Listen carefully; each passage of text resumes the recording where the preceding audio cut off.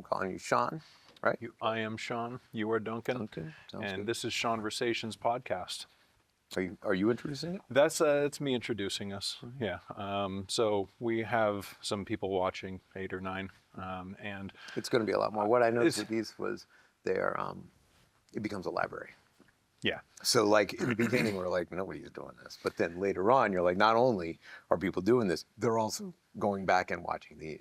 I would imagine. Yeah. And I was being slightly silly. It was, I know. the first one came out fantastically well. It's at like 150, which is amazing numbers for first. Yeah. I'm told. This is Seanversations podcast.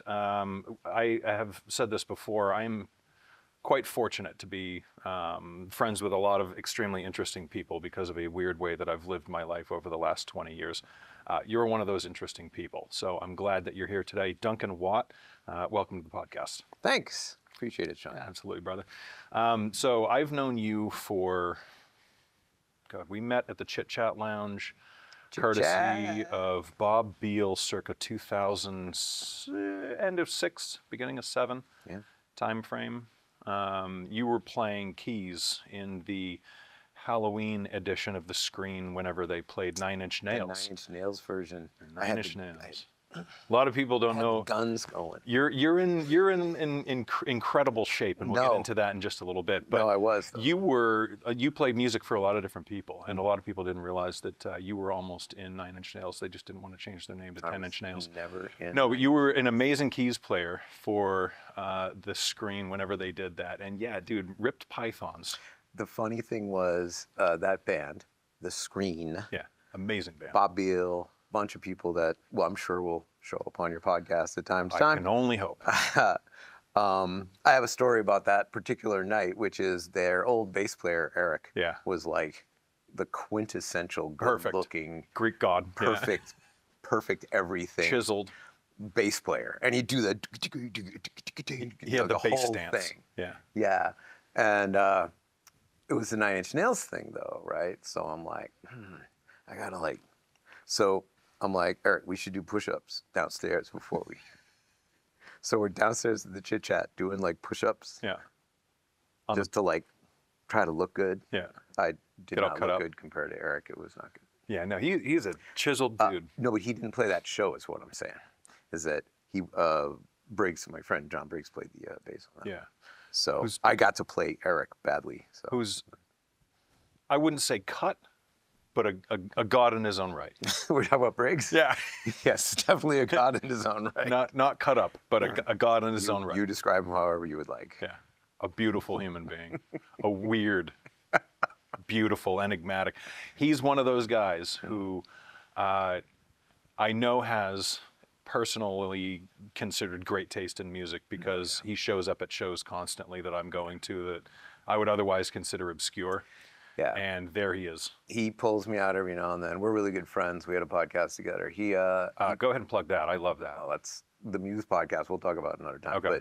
But Briggs is the guy who will be like, bro, you got to go to this show tomorrow night. And it's always somebody I've never heard of. We saw Madhu Mokhtar at the Press Room, which was like one of the greatest shows at the Press Room I've ever seen. These 3 West Africans dudes and one like New York dude who brought them over. I guess they were actually on the Lamb at the time or something. Come on. No, and they're just playing the song.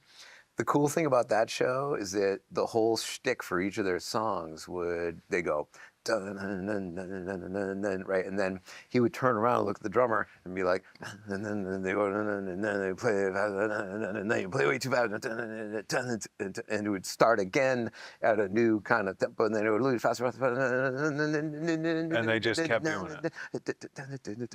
They'd find a new tempo in the multiples. Yeah, Briggs is the guy. How would I have known they were playing? I don't know. He's just like picks it every time. Now, do they have music that's out that people can listen to, or was this one of Madhu those? Mokhtar, yeah, you can get Spotify there. MDOU, MOCTAR, mind blower. Okay. Older stuff first. Go forward. From Yeah, we have a habit of giving people an opportunity to hit pause. I encourage everybody whenever they come across music that people that I have on here, Yeah. stop, go listen, and come back. Yeah, Madhu Mokhtar is the thing. It's one of those things that's great on record. It's great live. The joke with Briggs and I is always like, "Oh, they're really good live," and it's true. I mean, you're a great example. You know, you're always at the show. Like if I'm playing, if I go to a show, I'm looking over. There are you guys, you know, and it's it's a testament to the idea that there are a lot of things that are great in recording, but live, almost everything has something You can't wonderful get. about it. Yeah, you can find something in the live show with almost anyone. It could even be someone who's playing something you may not particularly like. Yeah, yeah. You can still be influenced by that moment, Well, even if it's just because of how the audience reacts to something that maybe you wouldn't have listened to. yeah. What I find is that there's a thing that listening to recorded music, what you're listening to is a capture of something that happened somewhere, but you're only ever seeing the shadow. Yeah. And it's a representation, but it's not. You can get some form, you can get some, visual cues, but you don't actually get the experience of the music, which is church. And it's a language, it's a thing that everybody has that runs through them in terms of a conscious understanding. Music is this weird thing that humans interact with. And when it's done live, you almost see the wizards conjuring the spells in front of you, and it becomes a thing that everybody, even though that's written ahead of time and practiced, any performer knows when you get on stage and you start the performance that it's living and it's breathing, and it produces what you feed it. If you're in a bad space, you might have a bad night. If you're in a good space, you might have a good night. If you're in a really good space, you might get a little bit lazy, and you feed it laziness and you get a bad night. So from what I understand through my experiences, if you love music, go and see it as often as you possibly can be made, and you'll pick out enough that you realize how important it is to constantly follow, and it feeds a cycle that's healthy. I'm what I refer to all the time as a music fan, and it's a problem sometimes because I'm a music fan. I play music, and I'm either writing, recording, playing shows, rehearsing for shows, working to set things up, but I'm also missing shows constantly of friends and people that I play with and want to play with, and people that I just admire in music, and you're one of them. And so you do find me at a bunch of the shows. I have a thing on here that I call divulgence, and before we get too far in, I want to let you know, in terms of artists in the area, you're an inspiration. You're a fantastic guy. And you seem to have an awful great head about you. So This is my enduring face. Go on. no, I know. Listen to me. Guy Capisolatro sat and listened to me go on for a solid couple of minutes about. I've interrupted you once. Now, anytime I see you, you're serving the music, and you're a professional at the same time with it, and that's something that a lot of people lose sight of. They say, if I'm going to be professional, I need to strip out everything in life that matters and focus on simply making dollar signs, and I don't know that you do that. I don't like the word professional. It's not that we're not being professional. I think you can. I'm sorry, I don't mean to correct you. What I mean is, my take on that is, it doesn't have anything to do with commerce. I think Sure. being professional, I think, is different for different types of people. Imagine someone like, Tyler, the Creator, being professional compared to, Rick Rubin or all of these, if you know who I'm talking about, just generally different types of artists or producers or people who can be professional in a lot of different forms. I mean, you want to see Jim Carrey be ridiculous. Yeah. So being ridiculous is not necessarily unprofessional. I think that going back to what you were talking about with live music, I think a musician, I think there's a number of opportunities for misunderstanding. I think sometimes the audience thinks of the musicians as the source of the entertainment. And I think sometimes the musicians think of the audience as sort of the delivery platform.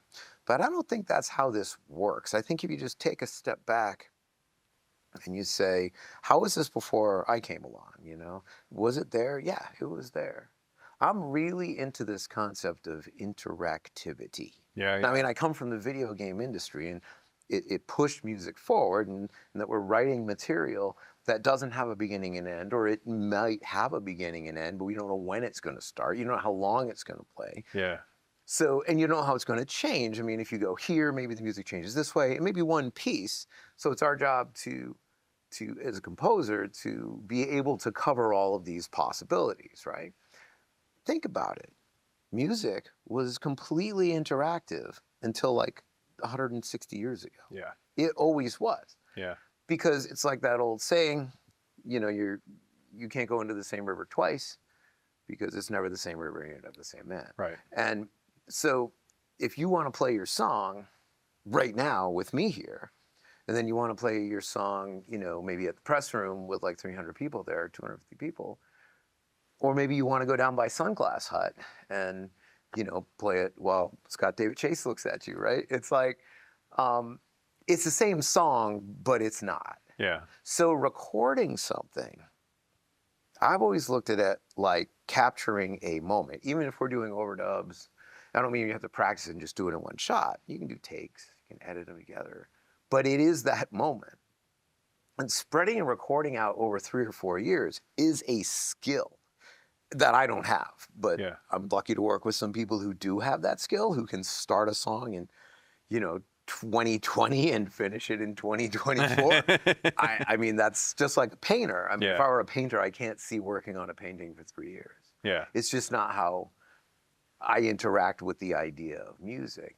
But just because they can do that doesn't mean you can, Yeah. not you or anyone. And I think musicians, their role in the end is to be part of a group of humans Yeah. who are experiencing music, who are channeling music, who are having a creative idea, who are explaining that idea to the audience saying back to the musician, like, we want to be here. And it's easy to get caught up in the idea that that the audience loves the musician. I don't think a great musician's really focusing on that. I Yeah. think Shouldn't be. it could be, It's a trap if you do. and there are people who've done relatively well. But I think if you look at okay, let me put it this way: when's the last time you're going to play music? Does he have an end date for you? No. Okay, then. So it's not a commerce thing. Shouldn't be. I agree. I mean, it could be. You can make money doing it, but I'm going to make music on my last day. I mean, that's what I do. Yeah. We probably feel similarly about this.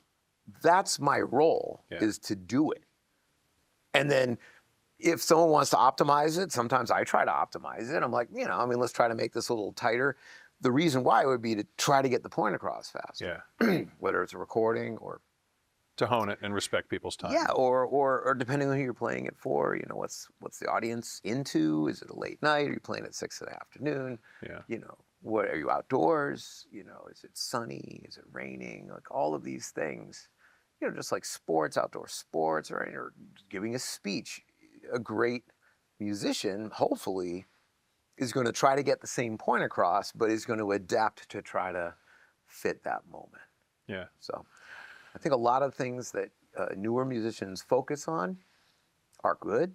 It's great. You want to get a set that has an arc or whatever, but what you really need to do is start playing in front of people a lot. Yeah. Like every day. There's no substitute for it. You don't have to get paid to play. You can just play. Shouldn't be, in fact. I'm just saying you can, there's a lot of musicians that have done really well around here that began by just playing out on the street in Portsmouth. Constantly. Just play. Like, what are you doing tonight? Do you like when I tell little stories or not? Is this a good place for it? Little stories? I do. I love those stories. It's whatever you want it to be. Famous drummer named Jerry Marotta, who Jerry and his brother Rick played for a bunch of people like, Paul McCartney and, just a ton of famous people at the time. Jerry Marotta was playing with the Indigo Girls. I'm sure Jerry would not mind me telling this story. It's a hell of a credit story. Well, I mean, he played with everybody. I mean, and Once you play with McCartney on tour, you're kind of like, But I mean, McCartney's McCartney, but Indigo Girls. The Come on. point I'm making is that he was playing with Incredible. them, and he was actually playing his cool drum set. It looks like he calls it his Flintstone set. But he was taking a break from playing live as much, and he was producing a record that I was playing the keyboards on in Woodstock, New York. It was in this really cool barn, which was the original place that Woodstock was supposed to happen in this barn really? before it blew out and became like. Is that barn turned into a thing? Yeah, I think it's called Apple Head. It's a now. studio. I don't know what it's called. I'm pretty sure. It's not just a barn anymore. It's a studio. No, it was a full out studio. Cool. Yeah, but it was originally a barn that was a barn, and there was a place that they were going to have Woodstock. Yeah. So we're in this place, and he's producing, and he was relatively new at producing. He produced an album or two. I think anyway, whatever. The bottom line was that he was doing the production. We got long days. Started around maybe 10 in the morning and went like, I don't know, 10 or 11 at night. And not everybody's playing, but Jerry's there the entire time. Producer is always on. Yeah. And my friend Mark Tanzer was engineering. I remember we got done around like 11, and everybody's exhausted. You just want to go eat. And Jerry's like, all right, well, I'll see you guys. I remember a couple of nights went by, and then I looked at him, I go, Jerry, where are you going? Because it was obviously he wasn't going home, And he goes, I'm going to play. And I'm like, Been watching dude, you guys. you have to be exhausted. And he's like, I'm going to play. Yeah. And he would just go to one of those local places, just find out who's playing, and be like, hey, can I sit in? Every night. Oh, that's awesome. There's no nights off. Yeah. Sean, they're always, always, always playing. Yeah. And this is a guy who absolutely could stay home Yeah. and be Jerry Marotta. And has the equipment to do it. I mean, just has the sack. He could take 2 years off and then be like, hey guys, I want to play. Who wants? So be like, hey, you want to play with us? But he's just out playing.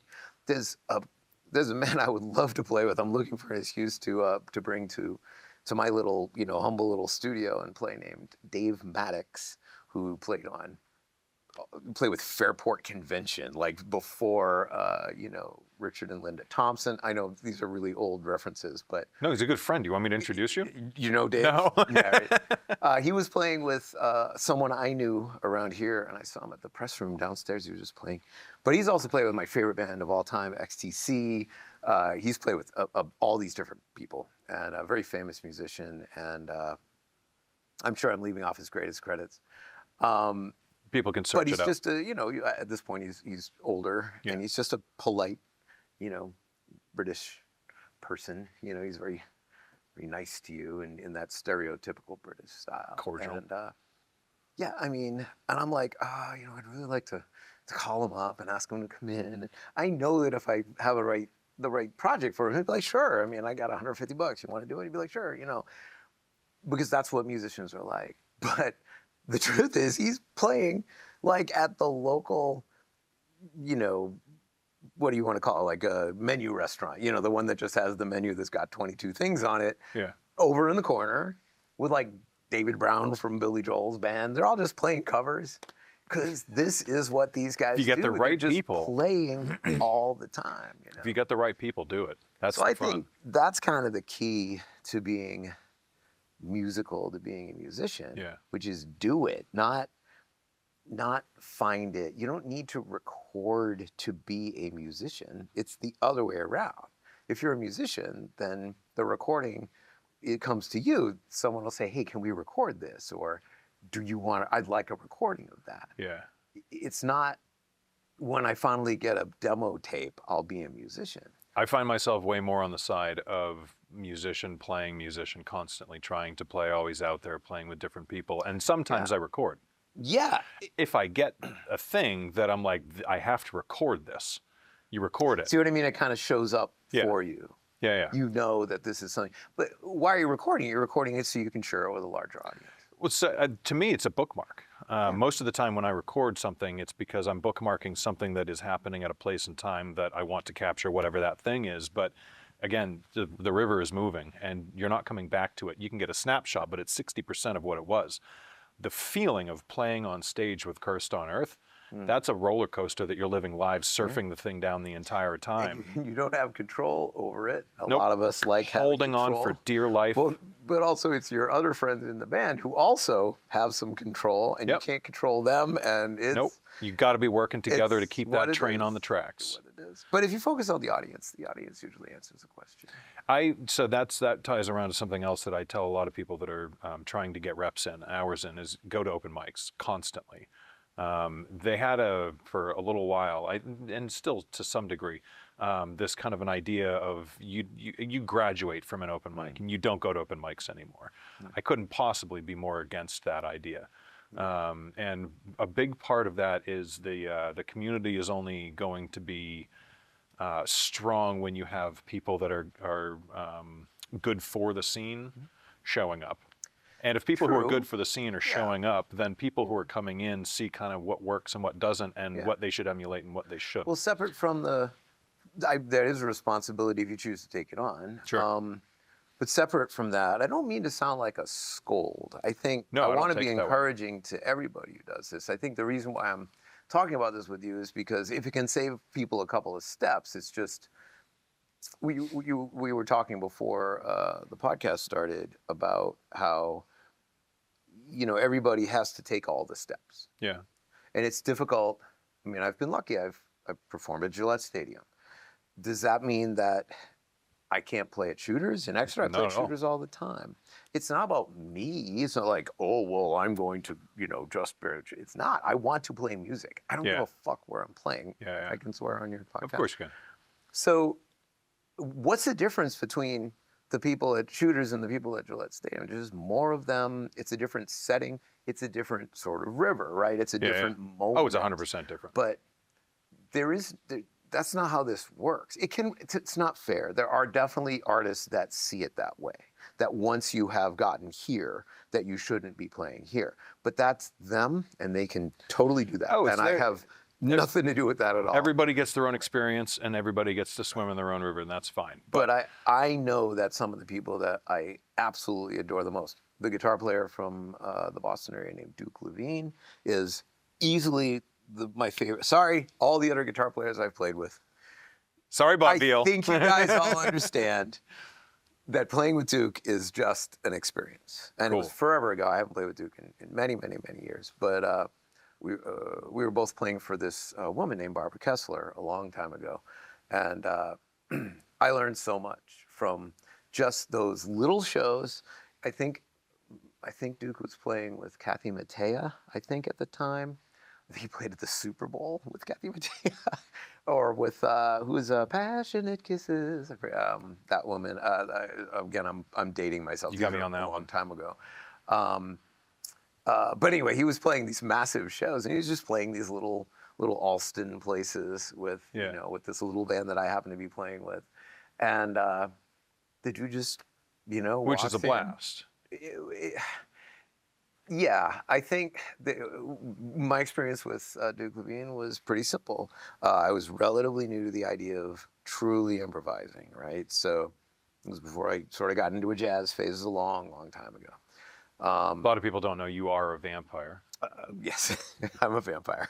I'm 150. No, and so I was playing, and I was really trying to get into like how truly improvising is, not just playing on changes or playing a melody and trying to compose and comp and try to do that. And I remember we were just warming up before the show, and I was playing something, and Duke's over there, and he just looks over. He's like I'm like, sure, and he just starts playing with me, right? Then he just sort of hands it off, so I'm playing the melody with my right hand, and he just could tell what I was going to play. Yeah. And I'm going, this is a magic trick, man. No, you're in my world right now. My favorite thing is the improv. It is, but what happened was, I didn't realize later on, that my sense of harmony was relatively simple, so he had kind of figured out my 3 licks. Yeah. But to me, it didn't matter, because it wasn't about the fact that he had figured out what I was going to play and he's playing with me. It was a conversation. Yeah. And it doesn't matter whether the conversation was checkers or chess or, whatever. It was a conversation that I had never had. And I've been lucky to have that conversation, playing both of those roles, the sort of the support Yeah. while someone else flies, or, to be able to fly over someone else's work a number of times since then. And that feeling never goes away. No. There is something special. And then when that happens in front of an audience and there's some sort of connection, you're not just blowing some weird shit that they don't understand, Yeah. or they're not there to see. It's not they don't understand it. They're just not interested in it. They were there to rock or to get laid or whatever. It depends on where the club is. People have all different reasons to go. Yeah, but if it works and you kind of move up together, Yeah. who's doing what? Well, there's a lot of people in the crowd that you don't realize, but they are musicians, and they are raising 3 kids, and they have a job, and they're being responsible. And they're not musicians right now, but they are always musicians, and they don't have an end date, just like you said. And they are there cheering you on because they know exactly what the hell is happening. That keyboard player, I saw him look at the drummer, and I know what's happening. They're off the rails right now, but something exciting is happening. And then when they all come back together, I am in the crowd cheering because I know what just happened. A lot of musicians in the Speaking crowd. truth, not necessarily from the musician's point of view, but from both my grandfathers are musicians, but one of them made violins and they're the whole thing. And we didn't really communicate a lot. It's a lot of family stuff there. But when we were together, especially when I was a little younger, and he knew that I was going to be a professional musician, he said to me over and over and over. One grandpa would say, I would talk to him like, hey, I think I figured out how to write a hit song. And he would be like, you must never underestimate the audience. They know everything you're thinking. They know everything you're saying, and they're way smarter than you. And I'm like, what are you talking about? I am a young musician. I have prodigy. analyzed these Duran Duran songs, and I know how to write a pop hit, Grandpa. This is me in front of that marquee with my name on it. Do you understand? He's just looking at me like, do you even know who I am? You're an idiot. And he couldn't be more right. It's what you said. There's no audience that, it's so easy to look at an audience and go, they're not getting it, or they're dumb, or they like this kind of music that's dumb. None of that is true. Yeah. People just love music and they love musicians because that's what they do. Yeah. And whether it's complicated and complex or not isn't relevant. It's whether or not you're matching the emotions to what they're feeling at the time. And that's it.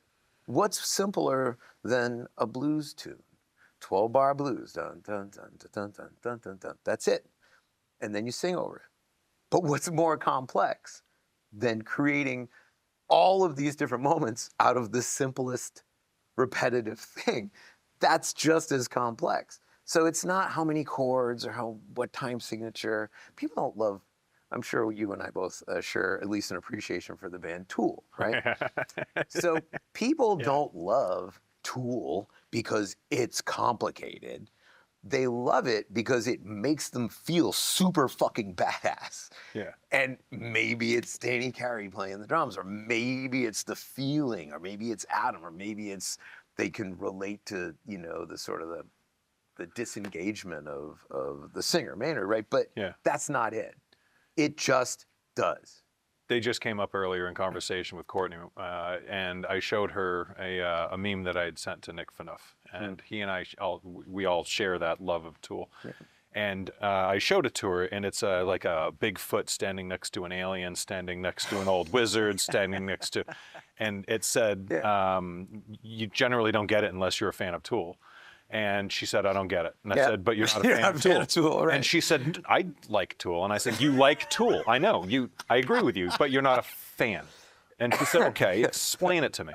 And I said, when you're at a Tool show, you realize that there are common threads that run through lots of different lives, and people from all different backgrounds come together, and we all make space for each other. No matter what your background is, you show up there, and we all know we're kin. Yeah. But that happens with almost every kind of music. Went to see my boys. Scissor fight. And, some could argue that maybe I'm a little old to hit the pit, but fuck those people. I'm going to the pit. When we're going to Scissor Fight, and in that moment, there's a little bit of physical danger, but at the same time, just like what you said, everybody's going to rise to that moment. And a good thing, that's why they are there. It's to be physical. It's to feel that experience that they're putting on. Scissor fight brings some energy. Right. And I think a lot of people gravitate towards things that bring energy because they encounter so many energetic vampires throughout the course of a day. When you know that somebody is going to bring some really great energy, you show up for it just to try and replenish yourself. 100%. And when a band like Scissor Fight gets on stage and they bring their energy, it's a lot like when a band like Clutch gets on stage. Or a band like... Although they would be, you need to be careful not to say that around my friends, because they will come after you. Why do they not like Clutch? That's kind of it's a long running joke. No, I'm sure they love Clutch, but it's like everybody says Clutch when they see Scissor Fight, and so they like put on this whole thing about how they hate Clutch and stuff. But it's I'll make sure very I never say the name levels, Clutch, except the important one, which is that Clutch sucks compared to Scissor Fight. But I mean, Scissor Fight is incredible. No, it's Scissor Fight. I know we're talking about a band that I have nothing to do with, but it's a great example of what I love about rock and roll. Yeah. There's a scene, I'm going to butcher it because I haven't seen it in forever, but at the end of what's the Sex Pistols movie? I forget. There's a movie about the Sex Pistols. Sex Pistols, young people, was a punk band from Europe a long time ago. And they were one of the first punkish bands that kind of this is way before the na-na-na-na-na-na kind of punk. This is like 20 years before This is for them. I know who they are. I know. So they were going way back. And then the cool thing about that was their lead singer, Johnny Rotten, you really couldn't tell what was going on. He's kind of faking you the whole time. He's kind of putting on a thing. Yeah. And there's a scene at the end where he just looks at the audience. I think they were down in Texas, and people are all like screaming at him, throwing shit because they hated him and causing trouble. And he goes, "Did you ever get the impression you get the impression that you've been swindled?" Again, I'm butchering it. I can't remember exactly what he said, but you can see it at the end of the movie. I apologize to those who know the movie really well. But he calls it out. Did you ever realize we're swindling you? Yeah. This is a swindle. This is what you love. I saw U2 and we were like, oh, this is before you guys all started hating U2. When they came out, they were really cool. And they were sort of underground. And we saw them right when they came to America. I saw them, I think, at the Cumberland County Civic Center in Portland, Maine. So it's probably however many, 5,000 people, 6,000 people. Yeah. It's like a hockey rink. And I remember going there with my girl, and we were just so into it, and we could sing all the songs. We were singing along. We get to the end, how long to sing this song? And he grabs this kid. I'm probably messing it up. I've seen them like 4 times at that time, so I don't know which one it was. Maybe that wasn't the song. But he grabs this kid out of the audience, and he puts him up on his shoulders. And we're all like, oh, this is so cool, like that kid. And he's like seeing the whole thing. And at the time, he used to take a light, like one of these lights, and shine it on the audience. And he grabs the light, he holds it up, and he gives it to the kid. And the kid, like, shines it around. And we're all getting emotional, like, oh my God, oh, this is so cool. Like, you were so into it, you know? And then he starts lecturing us on child labor laws. No. So the next day, I go back to working in Hampton in a restaurant and cooking. And I'm telling my friend, oh my God, you should have seen it. I described the whole thing. He was so into it. He's going to see him in Hartford that night because they played Hartford, Connecticut the next night. So he comes in like after he saw, and he goes, I got some bad news for you. And I'm like, what? And he goes, they did the same thing with the kid and the light. And I'm like, yeah, it's all manufactured, man. No. You don't understand, man. That was like a spiritual moment for me. Yeah. And then you can see Johnny Rotten going. Yep, there it is. So, yeah, that's that moment. I love this. I love everything about it. I like that about Tool too. Like, they know who they are. They know what's up. Oh yeah. I love everything, and I love that people can be super authentic as well. Not that I'm not throwing mistrust at people. I'm a massive Joni Mitchell fan. There's no irony in Miss Mitchell at all. It's going directly to your heart. So it doesn't have to be a swindle, but a show is a show. This is a show. A show is a show. Yeah. And how do you balance being authentic and also entertaining? The wheat separates from the chaff pretty easily with people, and I think that people in en masse kind of disregard that pomp and circumstance when they realize that you are bullshitting them. So there is a curtain that if it comes down, there's no putting it back up. Yeah. And that's been illustrated before when, they have that cartoon where there's like some fantastical thing that's happening, and then you pull the curtain away and it's two portly dudes with just, they have nothing in common with the show that they're putting on. But once you see behind the scene, it's like, oh, the mystery is lost. The princess is not the princess. The princess is that guy. Well, I think part of the reason why I like what we call like rock and roll, like the whole big blanket of everything from all the way from, Kendrick all the way over to, super country, all the way out to like Celine Dion to, what we maybe consider a little more regular rock and roll. The whole thing is that you kind of do know it's a circus. You do know that you kind of don't want to know how the sausage is made, but it's okay to see it too. Yeah. I think the greatest rock documentaries do that. You see the humanity and the reality of it, and if you can get the audience to go onto the stage with you and walk to the mic with you, well, now who's swindling whom? Now the whole thing is taken off, and that's what I love, is that feeling of, playing. What are you playing in front of 2 or 3 people? It's I call that coming to the other side of the show.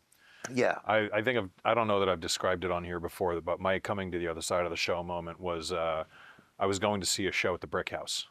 Rest in peace. It's still there, but it's not a music venue anymore. It is. If you have if you got a good on your golf slice, swing, at some point I'll do a takedown on that. But everybody got to do what they got to do when the COVID hits. And in the before times, they were a great place to see music. And I had been playing music a lot, listening to music my entire life. I decided I wanted to play music on stage, watching Sean Daniels perform his Majestic Pony show on stage with Thanks to Gravity. Sean Daniels, the drummer from Thanks to Gravity. Yeah. Also from so many other bands. So many other living legends. Right now, Earth Kid. I am having them play Seacoast Entertainers fundraiser kickoff party for the website. You're in for a treat. April 26th. Tickets are not on sale yet, but you can get them. Contact me. Sean Daniels in Earth Kit with Jesse Dold is something beautiful. He was playing with Thanks to Gravity on stage in '93, and I looked up and said, I want to do that. And I still remember the smell. That was the thing. I still remember the smell of the smoke, the fog machine that they used. To this day, when I smell that no one's type gonna get it, because unless you understand Thanks to Gravity, I was very lucky to play with Thanks to Gravity on and off for a number of years. They've been a couple of different keyboards. Thanks to Gravity is really, like a musical expression of their leader, and then secondarily the drummer Sean and their bass player Drew, and they've had a different couple of keyboard players and even bass players, but. Yeah, there's always something like a smoke machine. It's amazing. That's why it's funny, because So much it's like fun. if you ever wanted to be more indulgent in a little more of the progressive rock side of things. Yeah, you got to have one. So, this is a Seacoast of New England, New Hampshire kind of focused podcast. Around here, there's a lot of Americana. Tons. There's a lot of that, sort of post-Wilco kind of approach, which is beautiful. It's beautiful. I think it can be a little difficult to place music that's different than that, just because the whole thing is sort of organic, It's what everybody knows and goes towards. So when someone's a little more progressive or whatever, they're always like, like Thanks to Gravity, because Gravity represents like this lighthouse of doesn't sound like Wilco. Yeah. Okay. Interesting. Right? The lighthouse. I never placed that. I never would even thought of that, because to me they don't hit me like your typical progressive band. No. They're a beautiful melodic rock band to me. Sure. And when I think if you think progressive, things like I guess over theatrical, like the immense emotional wall of sound, like that whole thing, and I guess they do fit all of that. I just never I put them mean, into a the progressive word category. like prog rock is really big. I mean, you It could is. call it like, Yes or those kind of things, but it could also anything that's just sort of bigger. I think the other thing about Thanks to Gravity is if they had an unlimited budget, there would be a lot of projection and there'd probably be some. Oh, that would be I think I would place Thanks to Gravity a little closer to whatever you call Peter Gabriel, that kind of approach, than like prog rock, like Gentle Giant or something like that. But Yeah. I don't know what progressive rock is in these days. Is it Polyphia? I don't know what you'd call it. Probably, and that name just came up earlier also. Yeah, that's if anybody hasn't checked that out, hit pause. Polyphia. Their drummer is an absolute beast freak. Yeah, I mean, It's incredible. It's interesting how, I think the different genres provide different objective value scales for you. Yeah. So if you say progressive rock, you're like, well, if you can't play drums like, Dream Theater or, something like that, are you really, Ghost, are you really there, I think there's a band, right now, the sort of the hot, sort of over-the-top theatrical band in my world is Sleep Token. No, Sleep Token. Everyone's Which is drooling over them. Great example of, this massive amount of musicianship or whatever. But there is an objective value scale, just like the Cookie Monster bands are super military. I always get the impression that I haven't played with one of those kind of bands. I may play the keyboard, but I get the impression that, the guitar players are yelling at the bass player going, it goes, not,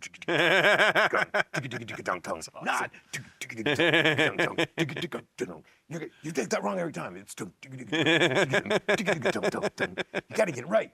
And you're like, is this a military exercise? What are we doing? But I like it. Like when it's done. When it's done, I like it. I'm sorry that you had to go through that pain, guys, in order to do this incredibly complex riff perfectly while some guy's going, but what's the band that I really like that I can't say their name, but everybody is hot on right now? I'm so sorry, Dan and Christian and all my friends who really like this band, but it's like Sangsuigabog or something like that. You know this? No idea.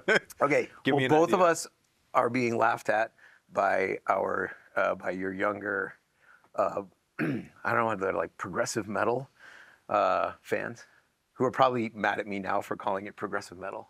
But definitely pause and check something like Sangsuigabog. So embarrassing because it's super hot right now. And everybody who's into that scene, that's like not knowing who Kendrick Lamar is. Exactly. So the point I'm making is that, another one of those bands, but I just like it because of their extreme lyrics. So. I bet if anybody popped it into any AI portal, it will say, did you mean Sangsuigo Boss? It's Bog, but B-O-G-G, but I don't know. My favorite part about bands like that, and I am going after it right now. Have it. I will own this. Have it. If you have a band like that, and I can read your name in your logo, I don't like you. I don't like you, man. Make it invisible. No, it's got to go like this. Yeah. It's got to look I like gotta a forest. not know what it means. Are you really even heavy if your name is legible? I'm perfectly comfortable wearing the jacket of who the hell is this guy talking about my favorite band? So there you go. Have at it. So we're very close to this thing that I do around here. I train Brazilian Jiu-Jitsu with some people who are a lot younger than me and try to kill me on a regular basis. Yeah. And on one day a week, there's like what we call an open mat, which means anybody can show up and you just go as hard as you want, or just practice, or just have fun, or just talk to your friends. It's sort of like a just relaxed, not really a class. It's just no timer. Everybody just shows up and does whatever they want for like 3 hours. It's like playtime, and I get to make the playlist. And I have a playlist with like 400 songs on it, all off Spotify, and it covers everything. You get to literally make the playlist. I thought you were talking about you get to call the drills. No, you get to set the no. They can matches do whatever they want. I'm just saying, if for these 3 hours, you can do whatever you want, but you're listening to my music. We listen to music quite loud. Emotional sabotage. Tell me you put some kind of a track record or put together like a... and it keeps getting bigger. Oh my God. And When do you play Extreme? What's that? When do you play Extreme? When do they come on? You mean actually the band Extreme? There is no Extreme. No, they didn't make it? They have not yet. Although, yet. if you challenge me to find an Extreme song that could go on More than that words. list, Put more than words on the no, list. Come no, on. no one's Let them training figure it out. Brazilian Jiu-Jitsu to more than words. Also, that's the worst. No, it's Extreme focus. song. It's focus. If you can get through, if you can get yourself out of this position and dominate this guy while listening to that, you can pay attention through anything. So I have a million little stories if you like them, just because there's really no other place to lay them out. But talk us through story time. Here we go. All the way back when I was fronting the hot band in the Boston area called Ronnie Brockton and the Big Bang Theory. Okay, hit pause. Ronnie Brockton With a Y. and the Big Bang Theory. Okay, everybody hit pause. Go look it up. There, you can look it up. It does not exist on the Spotify. Oh. But it is. You might find Like it a on hot air balloon eBay. coming down. I could be talked into that. Put it up there. I'm not doing Put it that. out I there. could give it to someone to put up. Anyway, So you had to be there. Okay. Church Services by Ronnie Brockton. there's an album, It's out there. Wildlife, Wildlife, the album. The name is Wildlife. by Ronnie Brockton and the Big Bang Theory. I can't wait to hear this. I'm Ronnie Brockton, in case you Yeah, didn't know. We were playing at some shitty place in Worcester or Shrewsbury or something like that. It was like Not a one. There's not a one. And it was like a bowling alley or whatever. Okay, there may be one. And I'm wearing the absolute. This is the 80s. This is the mid to late 1900s when we were playing. Yeah. I'm wearing That's hilarious. to hear it said the like that. outfit that you did at the time. If you were Sleeveless. fronting a band, no. Would be like Bruce Springsteen. No, this is a good band. Rolled up sleeve with a cigarette pack in it. Love Springsteen. Come on, No. boss. No, that's like the rock. No, this is much more half electronic and sort of like the greatest band of all time at the time, Devo. Duran Duran. Oh. Like, how do you not know, bro? But there were bands like The Fix and all these kind of bands that were all Synth heavy. yeah, David Bowie's going, let's dance. Yeah. So you're trying to make like a pop song, Yeah. but also presented at a bowling alley. So I'm wearing my full Rick Springfield, which is like a white jumpsuit with like zippers that don't actually open. Go to nowhere. And like I probably had a red bandana or whatever. Anyway. Why not? You might And need it. we were ready to go, and we had like the keyboards on the X stand, and it was all cool and ready to go. And we're gonna play our hot set. Drummer had like 4. Do you know what a Sinair is? Or like Simmons drums? Yeah. Oh yeah, like 4 of those for toms. So cool, bro. Bro. And then this opening band came in and played the greatest set ever and destroyed the place. Not just a tribute. It was like Pedro Pascal coming in and talking to your girl. And you're like, Oh. they destroyed. They were so good.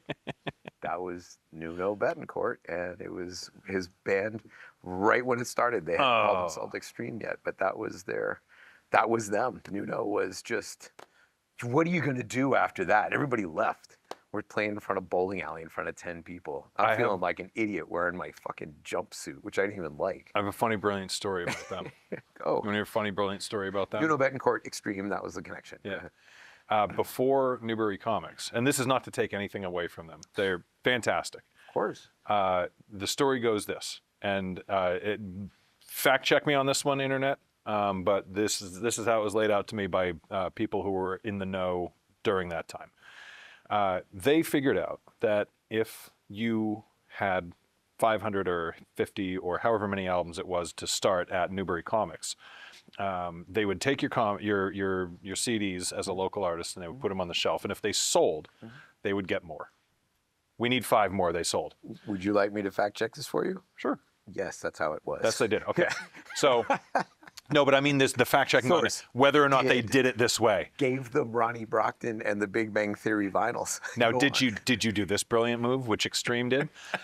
They had their friends and family go in and buy those albums, and then when Newbury Comics said we need more, they said you betcha, and they sent them more, and then their friends and family went and returned the albums and bought new ones, and then returned the albums and bought new ones, Yes. and then returned the albums and bought new ones, and Newbury Comic went, oh my God, these guys are blowing up.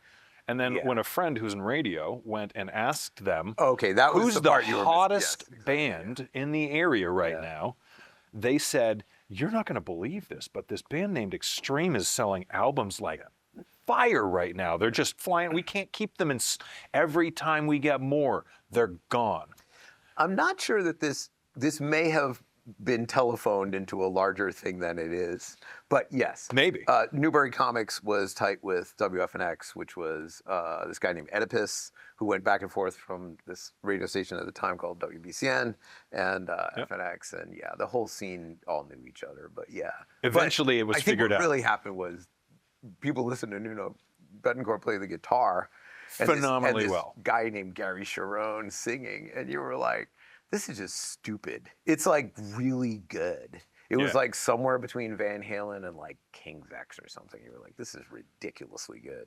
Yeah. And that was it. That was I heard the same legend about that technique, but I don't think they needed it. Eventually I think it was just so good. What tells me that something like that happened and gives just a little bit of credence to that lore is that eventually Newbury Comics started factoring in returns. Oh, yeah. So the people that were looking at the numbers had a perspective. Yeah.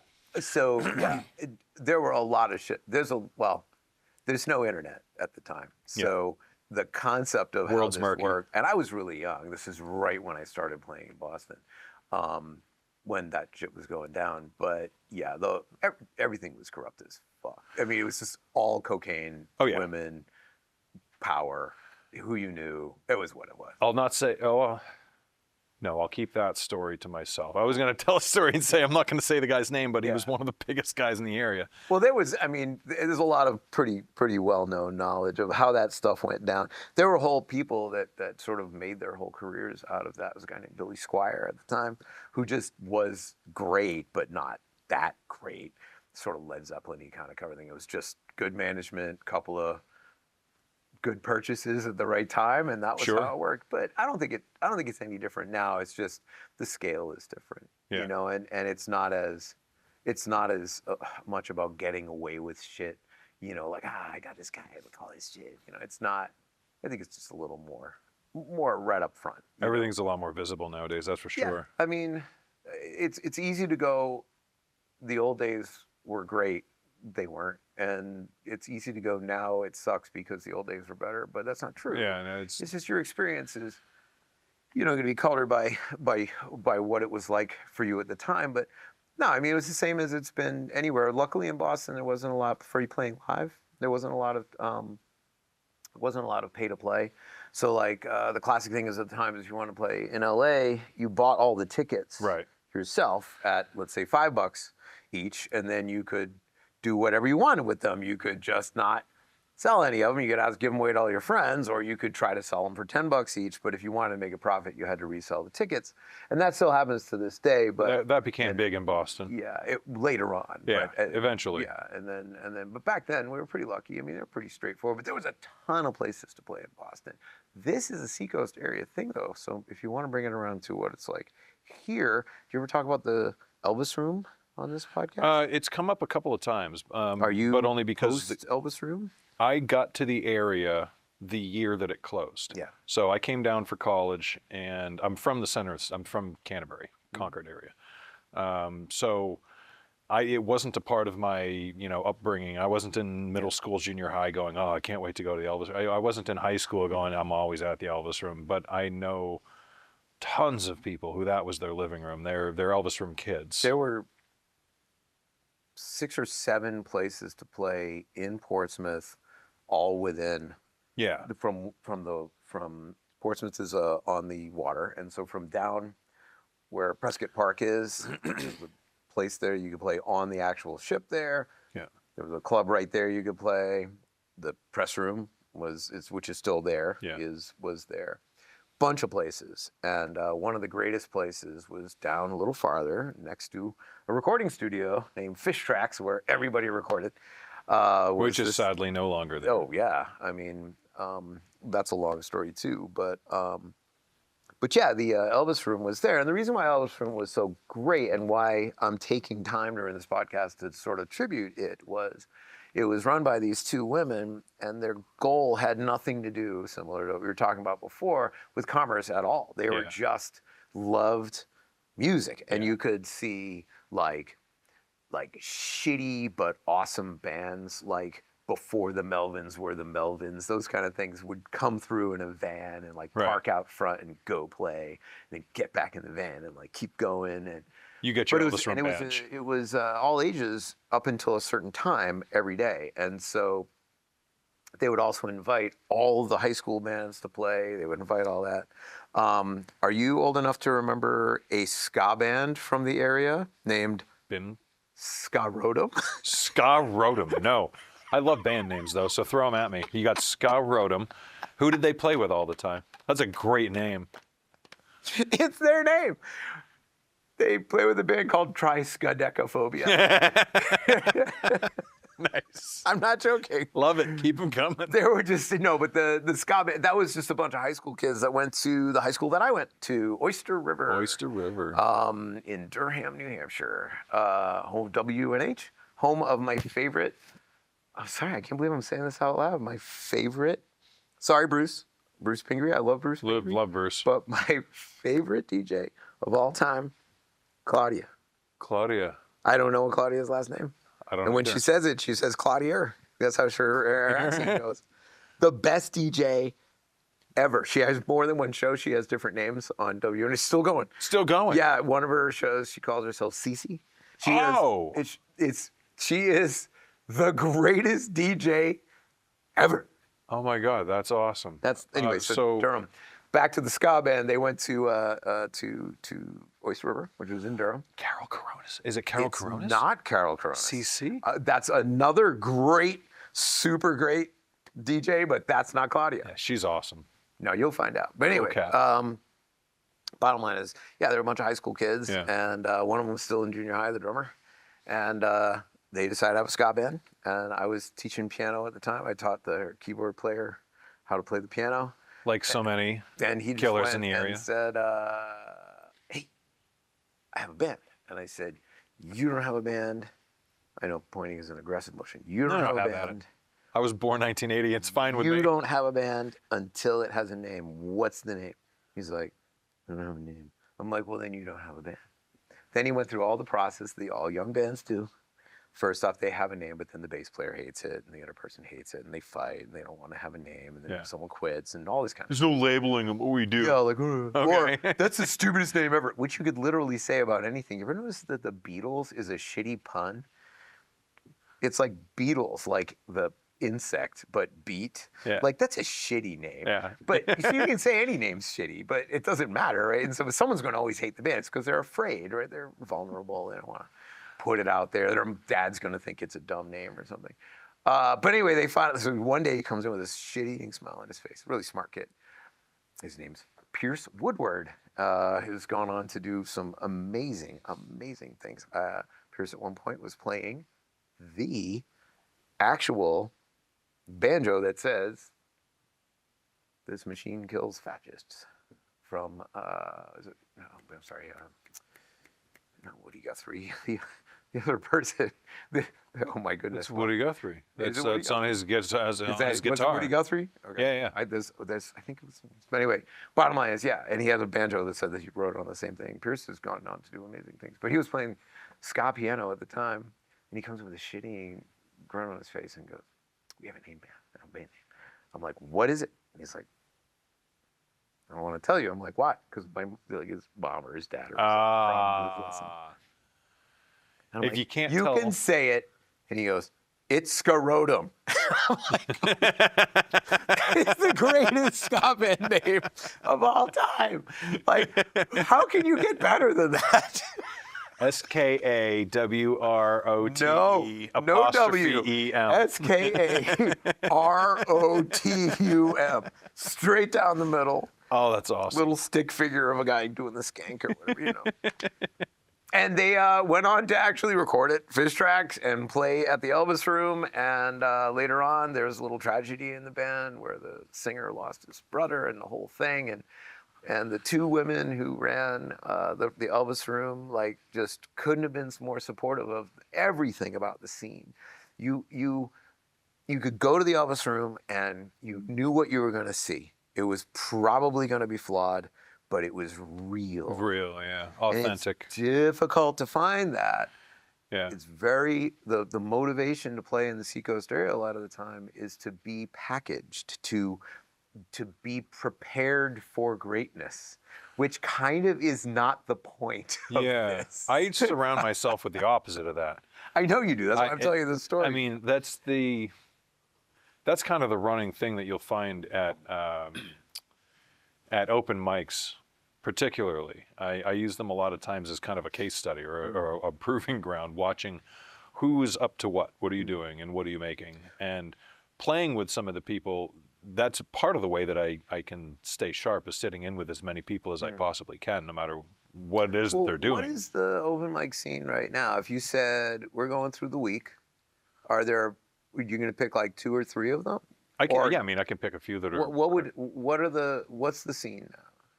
For open mics, for you, for your okay, so sort of approach toward it, because I know you're out all the time. I mean, I'm not out as much as I would like to be, but right now, Cursed on Earth is recording, so we're like, yeah, of course. But on any given week, let's say start with Sunday, okay, Stone Church. So how many people are playing on an open mic at Stone Church Sunday night? I know some of these answers, but let's just get it all out. They vary. Right. They vary significantly. Mm-hmm. On a good night at the Stone Church, you can't get up. So what would the audience be able to expect? Is it really just a bunch of musicians playing for each other, or could you go there and enjoy it as like a local music lover? So it's going to depend whether or not you're into having fun. Mm-hmm. If you're into having fun, you can sit while somebody who's just trying something new. Oh no, with the expectation that you're not looking at a composed. You got to enjoy the shit as much as you enjoy the gold. Yeah.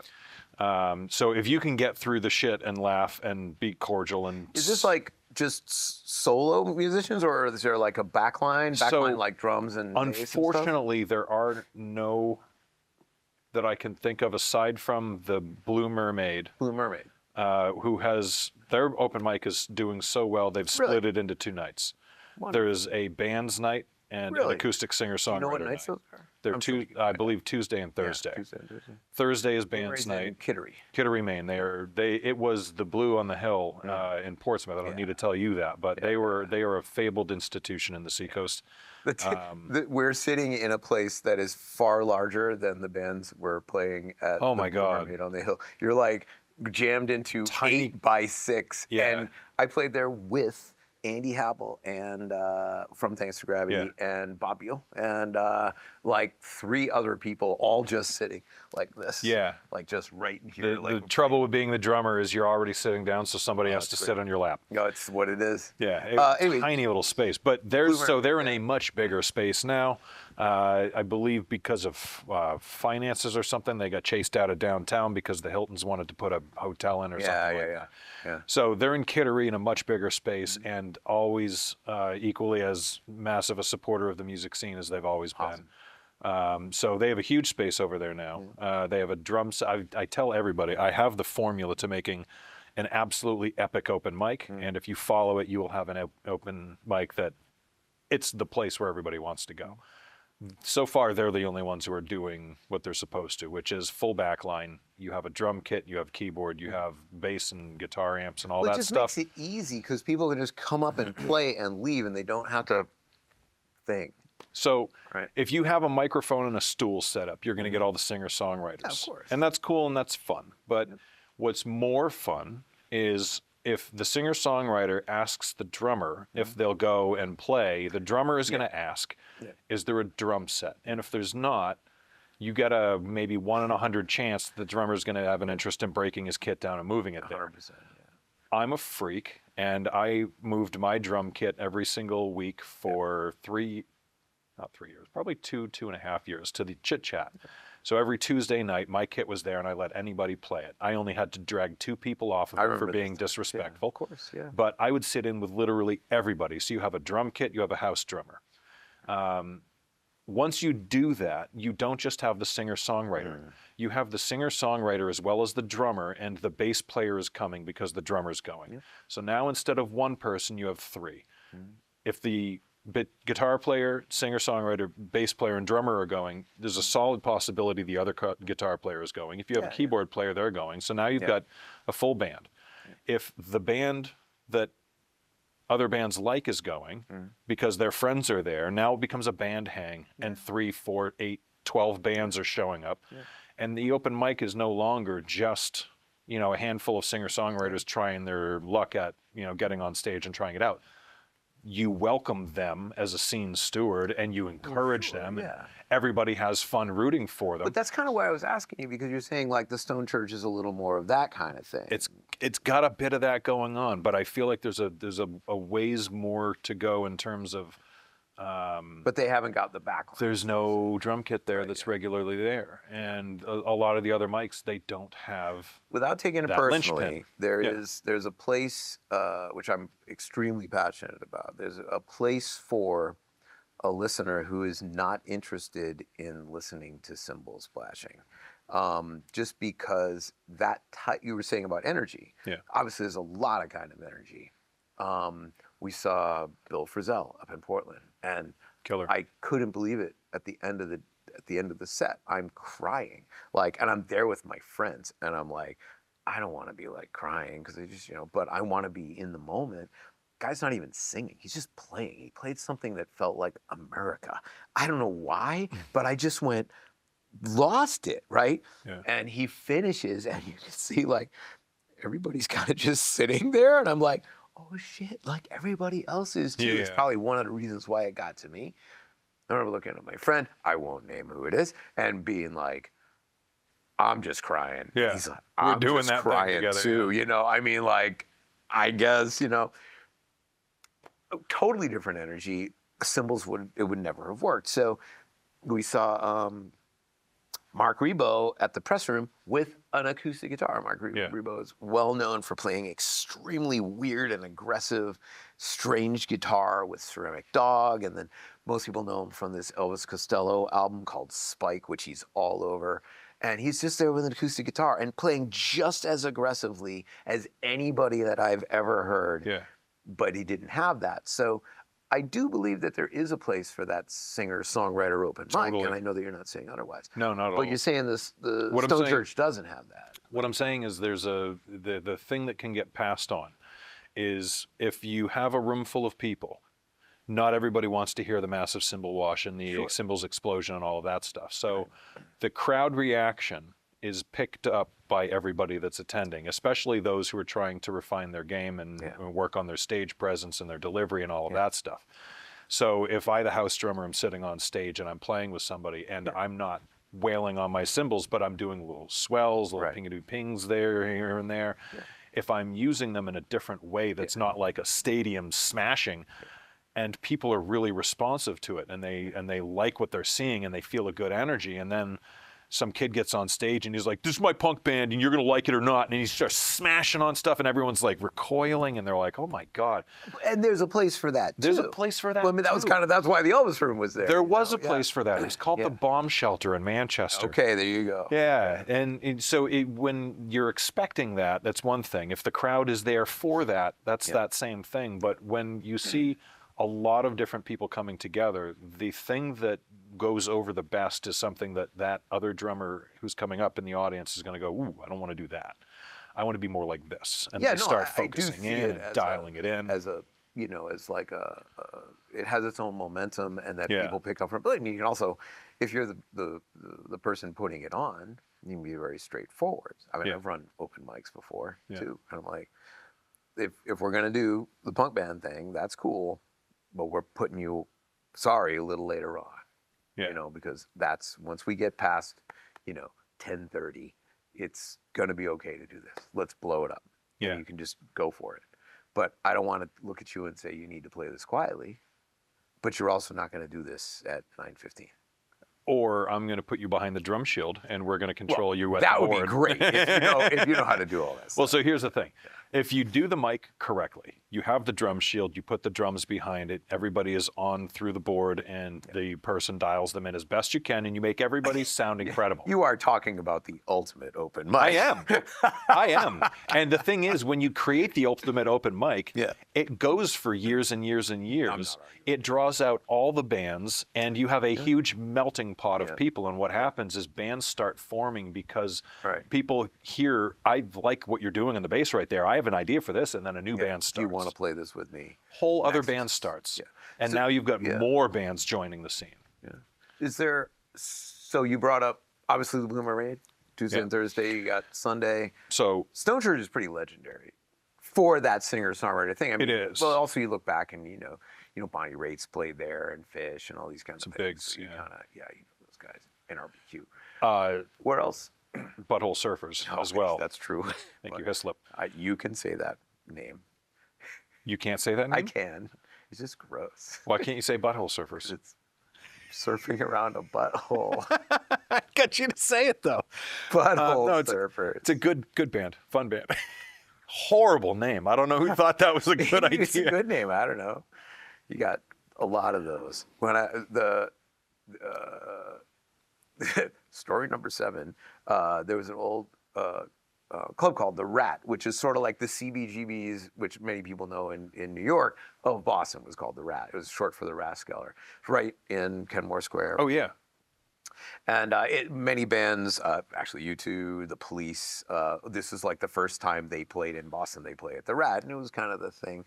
And there were famous bands that played there and all that kind of stuff. But Pixies started there, these kind of things all started at the Rat. But the reason why everybody knows the Rat was because it was tiny, and the back room, again, about this big, you know. And there were these tubes, these heating tubes, or just pipes, basically, over the top. Yeah. And, excuse me, through that wall was the backside of all of Kenmore Square, between that and the road, the highway. So it's just all dumpsters, all the way down, just like 5 blocks of dumpsters.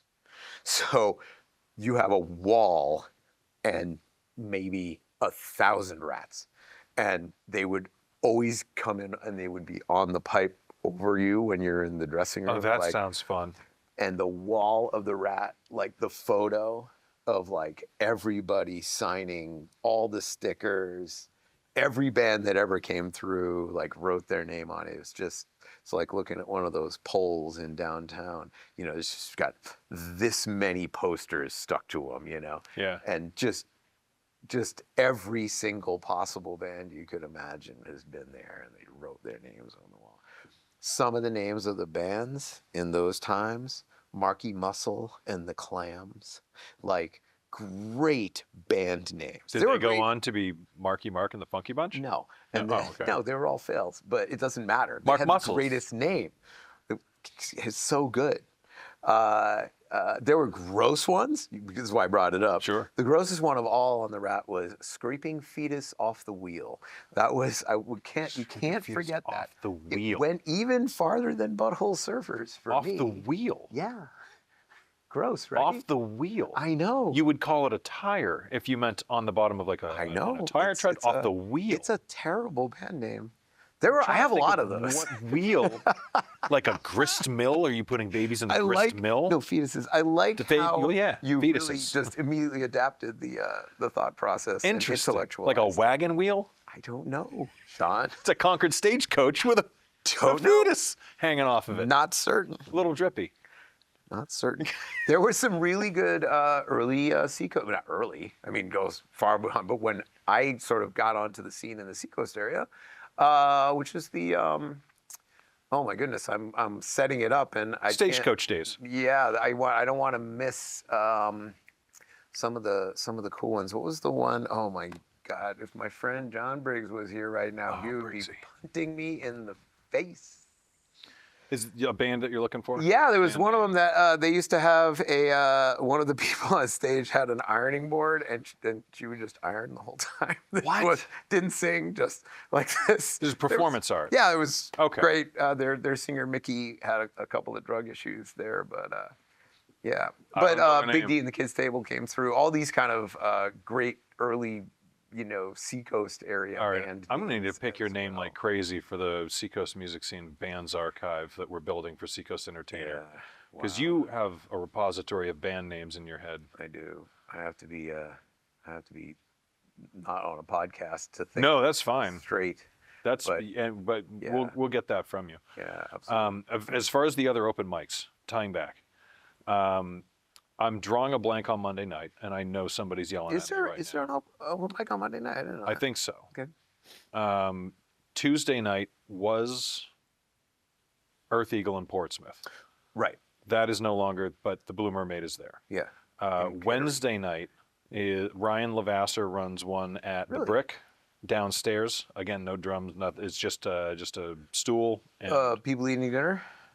I would imagine there's plates and shit clinking around. And No, I mean I don't mind that. I'm just saying the vibe of it is that it's more of a dinner kind of thing, not a club kind of thing. It's the Brick. So Yep. there's probably a 2 foot by 2 foot area carved out for you. I haven't. Sure. Apologies, Ryan. I know you've asked me to come over 1,000 times. I have not been. There, Talk about a super sweet. the big reason, though, it proves my point. If you can get me to your open mic, you're probably going to do well. Yeah. Because I'm so And that's not damn. that's not on Ryan. That's No, more on it's the Brick. busy. Because I'm busy. Our memory of the Brick House is so deep and so positive. But it's not even that. Yeah. There's no drum set there. Yep. And I'm a drummer, so as I keep reminding him, dude, I'm a drummer. Yep. And I go because there's something to do. I'm not just looking for something to do most nights. I think Napolitano's had something going on. They Monday, just but started I don't Monday. think it's a open mic. It's not. It's probably just a it's group a of guys jam, who get together. Yeah, it's a jam. But there's 4 core, and then there's, from what I've picked up, like 6 or 8 guys that kind of rotate in with them. And it's I think they're calling it kind of an old school jam, but Yeah. the invite to get up and play was not forthcoming when I was there, and I knew 2 of them. Yeah, I think but that's it's very that's closed. a common kind of newer kind of thing where people. It's not really an open mic. It's there's one at Shooters called Rock the Mic, which is sort of the same. It's kind of an open mic, Okay. but it's more of like a, if you're part of that scene that you come down and, hey, I'm going to do a couple of songs kind of thing. It's not really as open It's that. as like the Stone Church. I mean, literally anybody can come in and say if they Put can your get name on the list. Yeah. So it's a different thing. So Wednesday. Wednesdays, the Brick. Ryan Lavasser welcomes in Seacoast singer-songwriters to play. Auspicious Brew, also Wednesday nights. Really?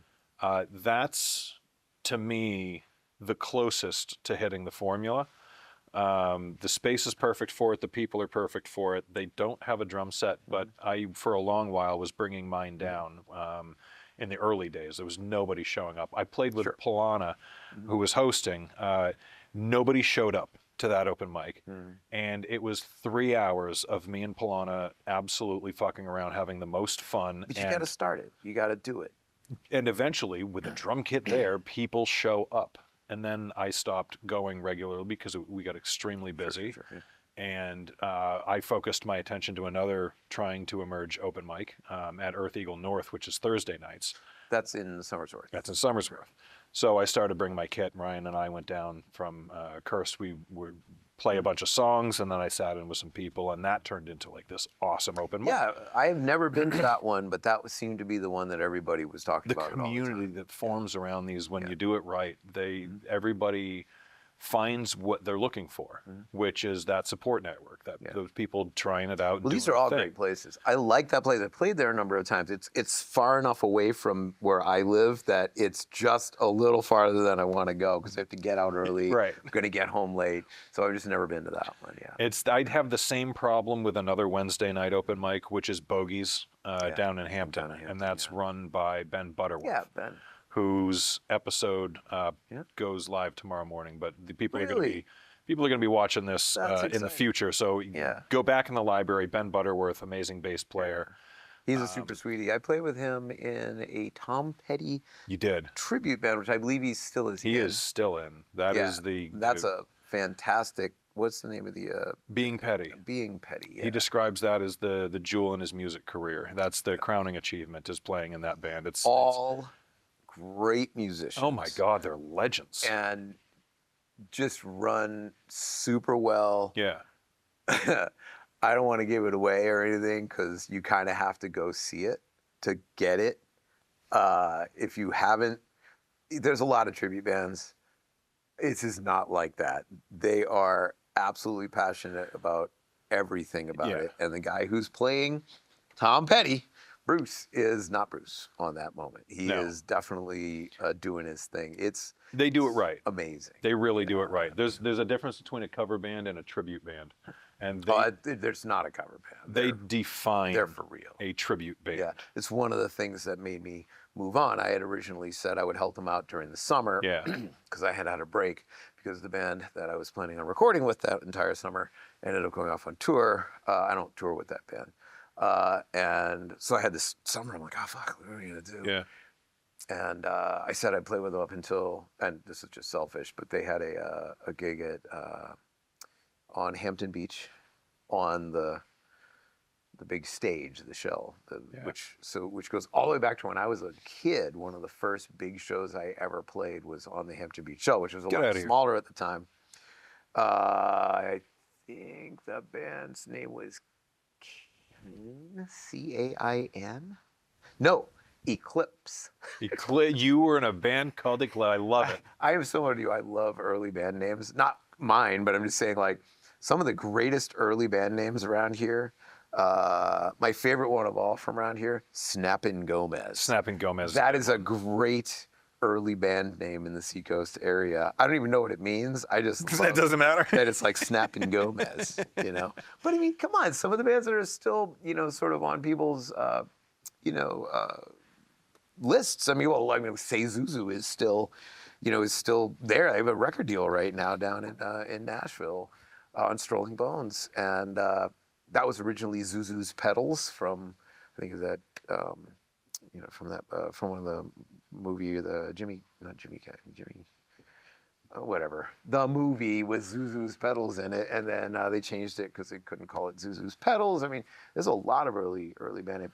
Groove Child. Groove Child's a good that's one. like right on the nose. Yeah, but that's really good.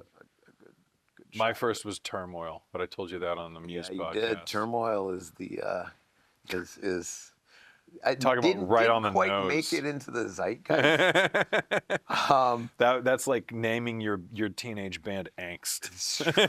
What are you gonna come up with for a name? One of mine was named Cain, Cain, because that was like the cooler brother. The cooler brother in the Yes. Bible. He was loud. He was a badass. Come on. We had like mucklucks on, so you look cool, like Iron Maiden. So you had the outfit. Dude, how could you not have an outfit? It's one of the things I don't understand about young bands these days. You have an opportunity to accessorize. Yeah. And there's very little accessorizing going on. Yeah. Right? I mean, Well, the hip-hop community, there's plenty of accessorizing. You're saying that to a person who grew up. I was born in '80. Yeah. So the time when I'm coming into I'm looking to now express something. I don't know what myself is yet, but I hear that expressing is a thing that you can do, so I'm going to try that out. I was smack dab in the middle of the rise of gangster rap and grunge. Well, that's the thing. Which you're not putting on costumes unless you're but talking about like the jewelry or the adore- flannel that's open with a band T-shirt under it and ripped jeans. Like if that's, but that's not really an outfit. I mean, I truly adore the grunge era. Yeah. I mean, the whole concept of Soundgarden Amazing. and Nirvana. Yep. And just going on and on, just band Pearl after Jam, band. Temple of band, the band, Dog. band. Those guys fucked up rock clothing. They fucked it up. They took away the greatness of rock clothing. Where there's no more capes. There's no more. They abruptly interfered with a wrong direction that was taken. Hey, And it was CeCe DeVille from Poison kind of had a look. if Twisted Sister had not done what they did, I fear. Twisted Sister was the beginning Thank of you. the end. Thank you, Twisted Sister. You know, you could still see Motley Crue trying a little fringe. Yeah, they gave it a shot. It didn't work anymore after that. You got some. They went so Twisted Sister went so hard and threw it in their faces so poignantly in Yeah. such a brilliant manner that you would have had to have claimed Guar status to come back out and do what they had been doing in the 80s. You've left your younger listeners completely behind here, but I'm old enough to remember when that happened. And the interesting thing for me was I was just old enough to be just starting to really consider like being a really professional musician. And you know, there was an interesting kind of music out because there was Sting and the Police and U2 and all these sort of and Peter Gabriel and these things were out that were creating more artistic angles on things. You know, Depeche Mode, but also on the other side you had a lot of seriously heavy music. But at the same time, it was all caught up in this ocean of spandex and. Yeah. You know, chest hair. That's where like the machine was. Shitty, you know, poodle hair. Right. But that was kind of my point, which is that just when I was starting to get the idea that all you need to do is conform and be like this, and then you have a way into the industry. You know, you have to have a guitar player who can play really fast, and you got to have a drummer who can be like ridiculous and do like a thing, you know, and spin their sticks and shit. And I remember hearing, you know, Living Color and Nirvana and those kind of things take over. Yeah, Faith No More take over the radio and go, oh no, like, oh no, that is not. There is a bigger thing here than just get on the train, lose the weight, get some spandex, try to look like everybody else. Because I never wanted to do that. You know, but that's what everybody felt like they had to do. Or go country or do some bullshit. And but the same thing was happening. You know, it's funny. I'm making, you know, talking about Americana, but the same thing was happening with the bands that were coming in before Wilco. You know, like that ended up going down that much more authentic direction. You know, and even just guys like Nick Lowe, you know, and things like that, who were playing just like pop songs, but they were way more straightforward and not all dressed up and not all like theatrical. You know, and so yeah, it was a while we're making jokes here, it was actually a really important time. Soundgarden played at the Middle East downstairs, and I remember I saw their posters, and I don't remember what their first song was, but everybody knew who they were from the radio. And I remember I really wanted to go see that show, and I couldn't because I had my own show that I had to play. And I never saw that show. That's the curse of the musician music fan. Yeah, and I mean, can you imagine if I had gotten to see, you know, all those guys? Yeah. You know. So I think what we're illustrating here is there are all different times, and to tie back to the beginning of what we were talking about, there are all different times where marketing copy overcomes the art. And when you realize that the machine is operating in your space, there's a time where musicians, artists, performers need to shed the bullshit.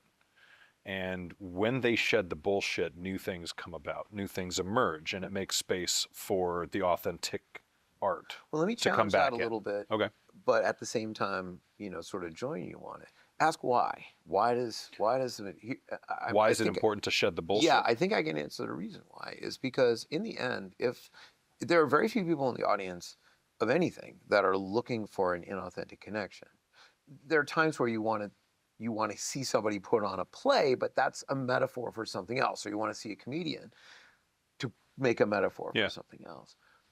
But you want to, even in the silliest things, you know, you want to see some, you know, Pixar movie, you still want to have an authentic connection to love or sadness or poignance or memory or something, right? And so that's the balance of production. I don't think you can fake it for 20 years. So I would agree with that. I think it's not that you're doing the wrong thing by being inauthentic. But if I When I was a kid, I would write the word ain't into the lyrics. I don't say the word ain't, you know? Yeah. Ain't no way I'm going to say that. It's not It's who I am. inauthentic. Yeah, it's inauthentic. So it works. But if I'm really trying to make a real connection, You lose them. I'm going to have to say, that's not how I would say it. Yeah. Even if it's in a song, Yeah. even if it's in a blues song, I would be like, that's not how I would say it. Yeah. I can't be, that ain't no way I'm going to say that. I mean, it's terrible. Write it in your voice. Well, but it's even cringy to make that example. Because you know how perverse it is what you're doing. You had said the right word, perverse. Yeah. So why would you embrace even a little of that? I can answer the question. Because it's fucking scary to sing a blues song in your real voice. To be personal about it. Alicia Keys figured out a way. I mean, I'm pulling a needle out of a haystack, but some people can do it. It's scary. Ray Charles did it. It's scary. Little Richard did it. That man is the same off stage as he is on stage. I That's understand. wild. But if I'm going to play a Ray Charles song, Yeah. I had best one, step carefully, and number two, Yeah. make a bold stroke. Yeah. I'm going to say, this is something, I'm not playing a Ray Charles song, but if I were, it's got to be, this is what I love about this song. Yeah. You've If I gotta can do you. somehow bring forward to you what this man did for me here with respect, The tip of the cap. then I have, it's more than that. It's literally, I'm trying to pull a dead guy's like soul up out and hold it up for you to see his greatness. Sure, but me trying to sing like Ray Charles would be perverse. Oh no, I think you misunderstand. What I'm saying is don't try to be him. Yeah. Don't sing like him. Yeah. Don't use his mannerisms. Right. Do you bring you Right. to it Right. with a tip of the cap Yeah. to something that he put there. Yeah. Don't do this the whole Oh, time. come on, man. But if you are playing something Yeah. and you give one to the audience and bring it back and right back into, I guess, there's going to be some that could people be- that go, yeah. God, that's that could be right." the where I understand what you're saying. That might be how it would express in your case. This is why I would never play a Ray Charles song. Like I don't have that direct connection to the Yeah. man. Yeah. I will listen to the shit out of him. Yeah. And I don't. If I'm going to be me, then was why not- am I doing Ray Charles? The thing is, he's quintessential. He's an epitome. He is Yeah. the living embodiment of someone being completely wholly stripped down, authentic, Yeah. creative brilliance as well, Yeah. technical performer as well. It's a big ask for a But musician. but there are those people. So there are that's those- what we got to do in order to play. I mean, Yeah, no, I'm with you. The answer is yes. I'm in the trenches, man. That's my favorite place to be. Is in the trenches. I was asked to play in a heavy band from Western Mass. I would be on tour constant. I didn't want to do that. My favorite thing is being.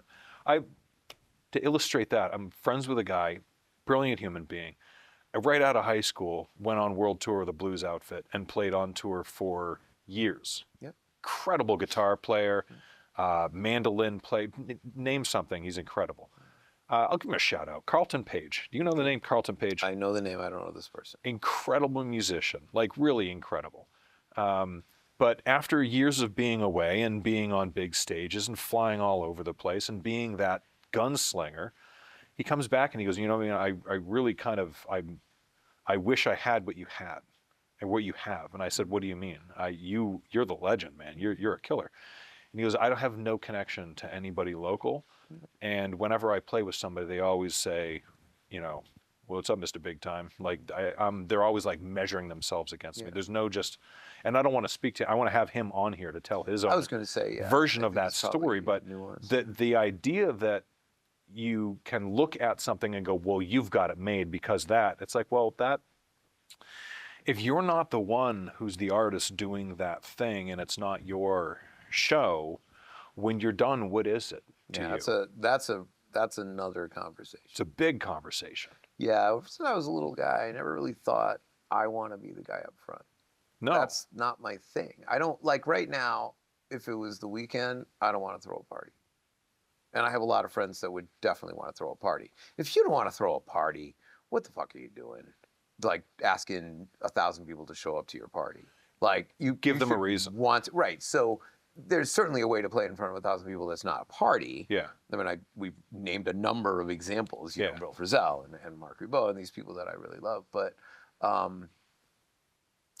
yeah, but I've always seen myself sort of as the lead. Man, this is very pretentious. Sorry, Go but for it. It's your show. I always felt like my goal would be the best lead sled dog. You know, like if you want to get across the Iditarod, I'm going to drag you the fuck there. Yeah. Nothing's going to stop us. That's my kind of thing. And so as I get a little older, I realize I have a voice as well. Yeah. It's interesting to put it together, but to pull this around for you, I'm interested in interactivity. I believe it's pretty easy to say all music was interactive until like a little less than 200 years ago. Yeah. Because you had to be in the moment with the musician in order to experience it. Yeah. The recording changed that. Then later on, the internet changed it. But more importantly, video games changed it. Because in my world, where I compose Yeah. for video games, you have a general structure of maybe beginning, something happening, maybe some sort of, you know, conclusion in anything from comedy to anything like that. But the interesting thing is the person who's conducting this is the player. So if you don't go into the bar, you just keep on going. You're just going to hear na-na-na-na-na as you drive down the street or walk down the street. But if you go into the bar, well, now you got this. And then if you go up to the bartender and you make a decision out of your like, I love your sister and I want you to give us our blessing. And he's either going to be like, I'm happy for you, or he goes and tries to shoot you. All of these things can happen in a game, and the composer needs to be ready for all these things, all within one piece of music. Yeah. So I love this. I love the challenge of it. I love the crossword puzzle of it. I love the idea that a lot of the times the player doesn't know themselves what's going to happen. Yeah. And you can kind of tell them a little bit about what might happen. Yeah. Because no one else is telling them, but the music is. Yeah. Right? Should you be music. aware right now, or are you in sanctuary? Are you in tension? Are you in danger? What are you right now? Did he just switch to a minor? Who knows? But I mean, and I wish it was that easy. So the whole directing of it, the whole concept of it, you only have so much control. And so why are we not applying the same concept to music? Just music. Agreed. Why every time that you listen to, you know, fucking Enema, the Tool album, why is it the same every time? Why is it the same because they're not recording it again? Why not?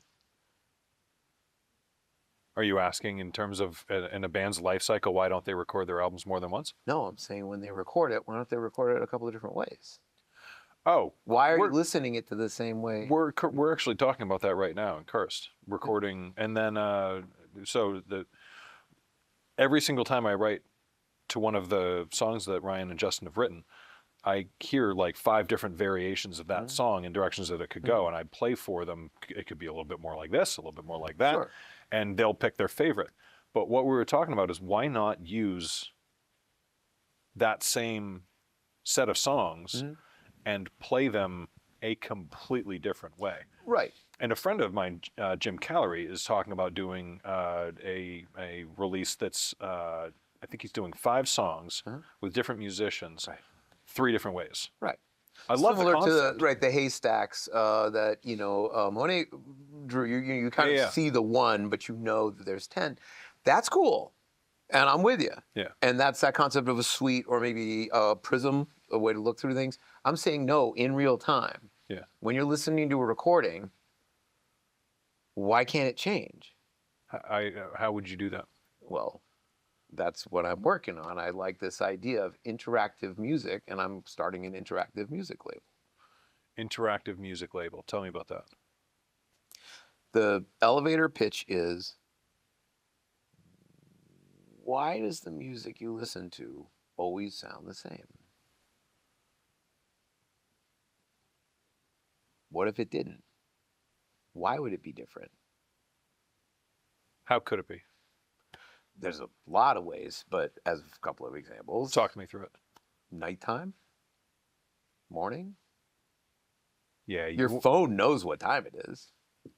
If I told you I want you to write a piece of music that sounds different when it's raining than when it's sunny, could you?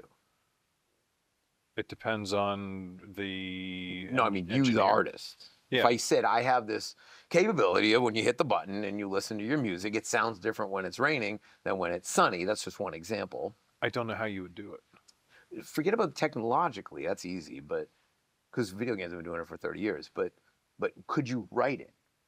I was very lucky to work with Possibly, yeah. I was working on a massive game with $75 million of funding and all that. One of the people writing the story was R.A. Salvatore, who's a famous science fiction writer. And Yeah.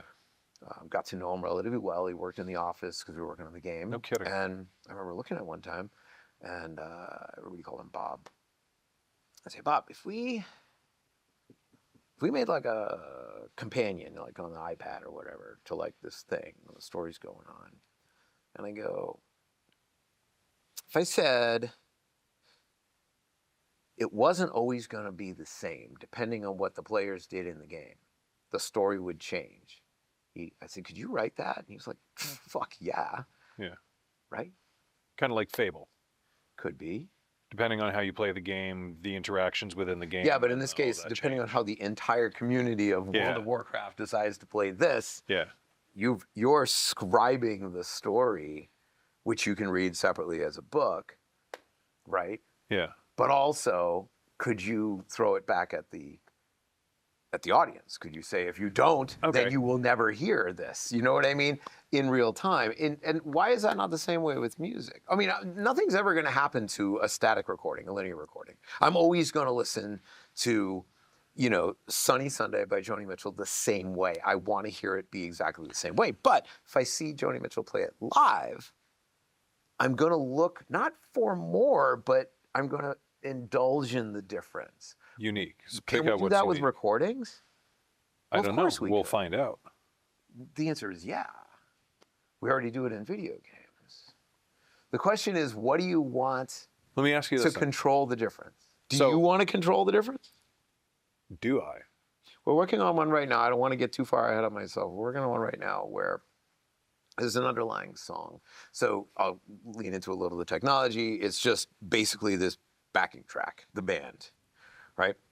And we've given it to two different people, in this case, a man and woman, two different artists, and they're going to write the song, same chorus, different verses, and you can flip back and forth while you're listening to it.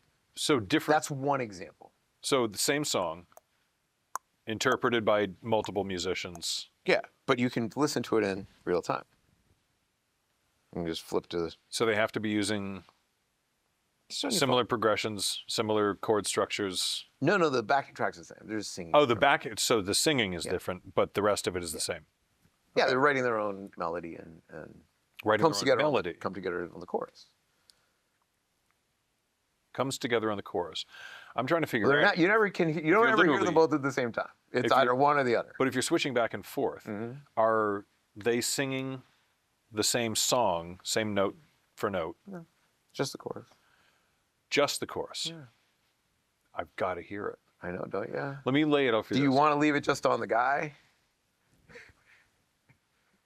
Not necessarily. I don't know. I mean, that was a very out of chunky curiosity example. The goal is not to create the music. The goal is to create the structure and then give it to you and say, if you had a choice, what would you put on the two sides? I guess What would you put in the middle? Mood for? And this doesn't have to be two sides. I don't have to let you control it. You can control it by the time of the day. The easier example would be if we were going to write a horror film, and between 3 and 4 in the morning, the really scary monsters came out. Then could you film that film? And there are many directors would be like, "Oh fuck yeah, right?" Yeah. So, wouldn't you want to stay up between 3 and 4? To check out that version. Dude, yes, wouldn't you? Yeah. This artifact's it. It means something to you more than just some fucking song on Spotify that you don't like anymore. it's a thing. You might be like, hey, did you do that? It's an interesting concept. Did you do it? And one of my friends would be like, well, I'm just going to reset my clock to 3 o'clock. And you're like, great. I could also read the last 10 pages of a mystery novel and find out who did it, but I'm not going to. Right? Yeah. So, like, do you see it bringing to the audience and the thing? We're trying to connect the artist to the audience. And It's not a formula. It's a concept, a new concept. Yeah. What if your song isn't always the same? Why would it be different? This could be very serious. So let me run something by you, something that we're working on actively. I don't know if you're familiar with Storytime. We've run it a couple of times. Yes. Okay. We're right now working with Mark Adams, the story writer in that. Cursed on Earth is. We are writing using a Dungeons and Dragons playthrough. So Mark is Dungeon Master, and he is kind of running us through scenarios. And so we're playing D&D using story elements from Storytime, and we're creating characters that are going to have character sheets and a part of this story in a book that we're going to release, and people can play through their own D&D characters interacting with the people in the story, and they could play along with us on their own, all of that stuff. So taking that story and allowing for it to be interactive. Well, yeah. Whenever you talk about something interactive, you make it very simple, because we don't want to go on for all day with this. But the basic concept of interactivity is that you have the artist, and then so whether it's a story or a game or an action or whatever it is, Fortnite or whatever. Then you have control inputs, and control inputs are things that change that. So that could be, if you and I are playing Madden right now, we're playing on Mile High Stadium, and it's actually snowing at Mile High Stadium, then it will be snowing in our game, right? If you play World of Warcraft and it's nighttime, it'll be nighttime in your game, because the game knows where you are and knows what your weather is. Nighttime at Pebble Beach. Right? So that's an example of an environmental control input, but agency is the other angle. So you have the art, right? The artist, you have the control inputs, and you have the agency. The question is, how much does the player have agency over these control inputs? So in your example, you have your story, and you're handing the agency of the characters over to the players, but you also have a controller. In the case of Dungeons and Dragons, I'd imagine you have a dungeon master or someone running the game. Right. So you've given a certain amount of agency to them, and you've given a certain amount of agency to them, but at the same time, you've held on to the agency of these other things. All of this happens every time you see a live show. Yeah, that's true. Music show. Yeah. Stage show. In the case of a stage show, most of the time it's very controlled, and the audience doesn't have a lot to do with it, but sometimes does. But you go to see Cirque du Soleil, or you go to see Blue Man Group, and there's some more agency, right? Yeah. But not all performances are just like that. So what about recorded music? Why is recorded music always just one thing? I guess it's not if you go see it live, like you just said. If you're going to see the music live, you're getting something a little bit different. Is there not another place here for recorded music to give agency? Well, let me ask you this. With the rise of AI, were you going to be able to see in the styling of? So you already have that. I'd like to hear... Well, take this song specifically. I would like to hear this Ray Charles song sung by, Bonnie Raitt's probably already done it, but Bonnie Raitt doing that song in Middle Tennessee on a porch. That's an extreme amount of agency given over to you. And there's nothing wrong with that. That may be someone's vision. I think the visions that we're talking about are a little more controlled by what the artist says. For example, depending on the amount of agency that they'd like to give to the listener, maybe you can hear the same exact vocal, but with two different backdrops, right? Or maybe you could dial in the backdrop that you would like to hear. Or maybe it will never sound the same. You have no agency at all. Maybe it is different between 3 and 4 a.m. I'd like to hear it. This is an interactive experience I'd like to watch. I think the idea is that if if we can develop the platform and hand it over to the artists, I have a feeling people will have a lot to say. Here's why. Not to be a little bit too heavy on this, but your phone knows everything about you, Sean. What? Since when?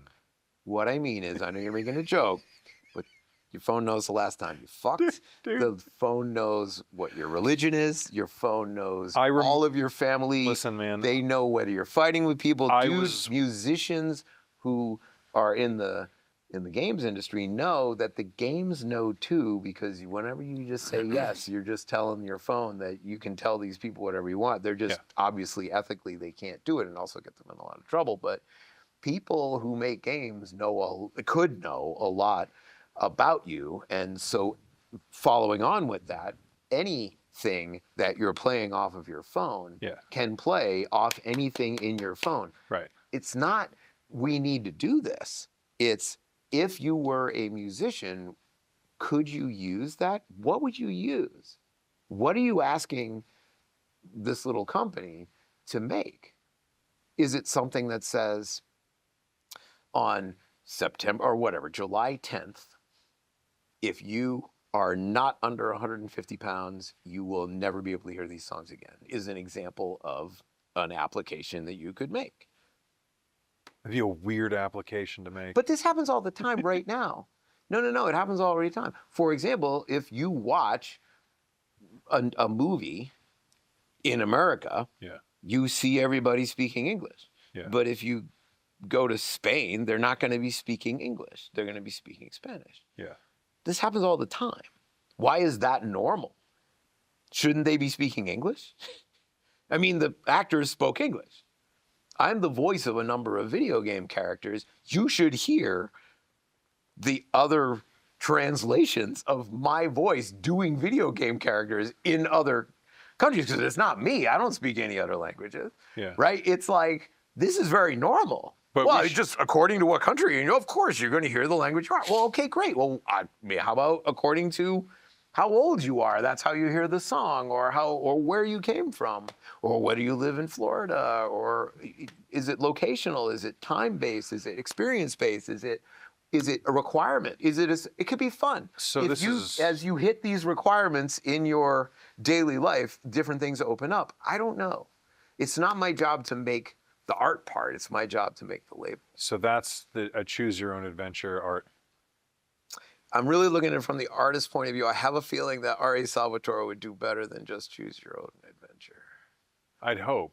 But from the listener perspective, if I'm listening to something that is what I want it to be, you're talking about turning over agency. So if the artist, how much, that's up to the artist to decide. If the artist has created a thing that, and say they've gone, make it whatever you want to be. Right.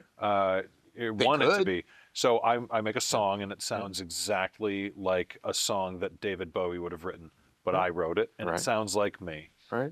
I can give agency away, and then a person who's listening to it can go, I actually do want to hear this sung like Bowie. And then this platform, whatever it is, technology notwithstanding, it can do whatever you want it to do.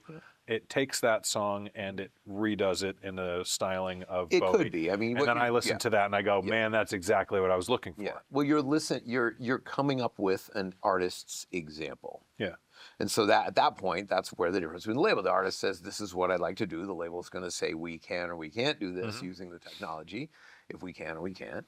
And if we can, then sure, let's get in bed together. Let's do this. Interesting. So, I mean, it depends on what it is. As a nascent idea, the goal isn't to make $1 million here. The goal is to change the way people listen to music, period.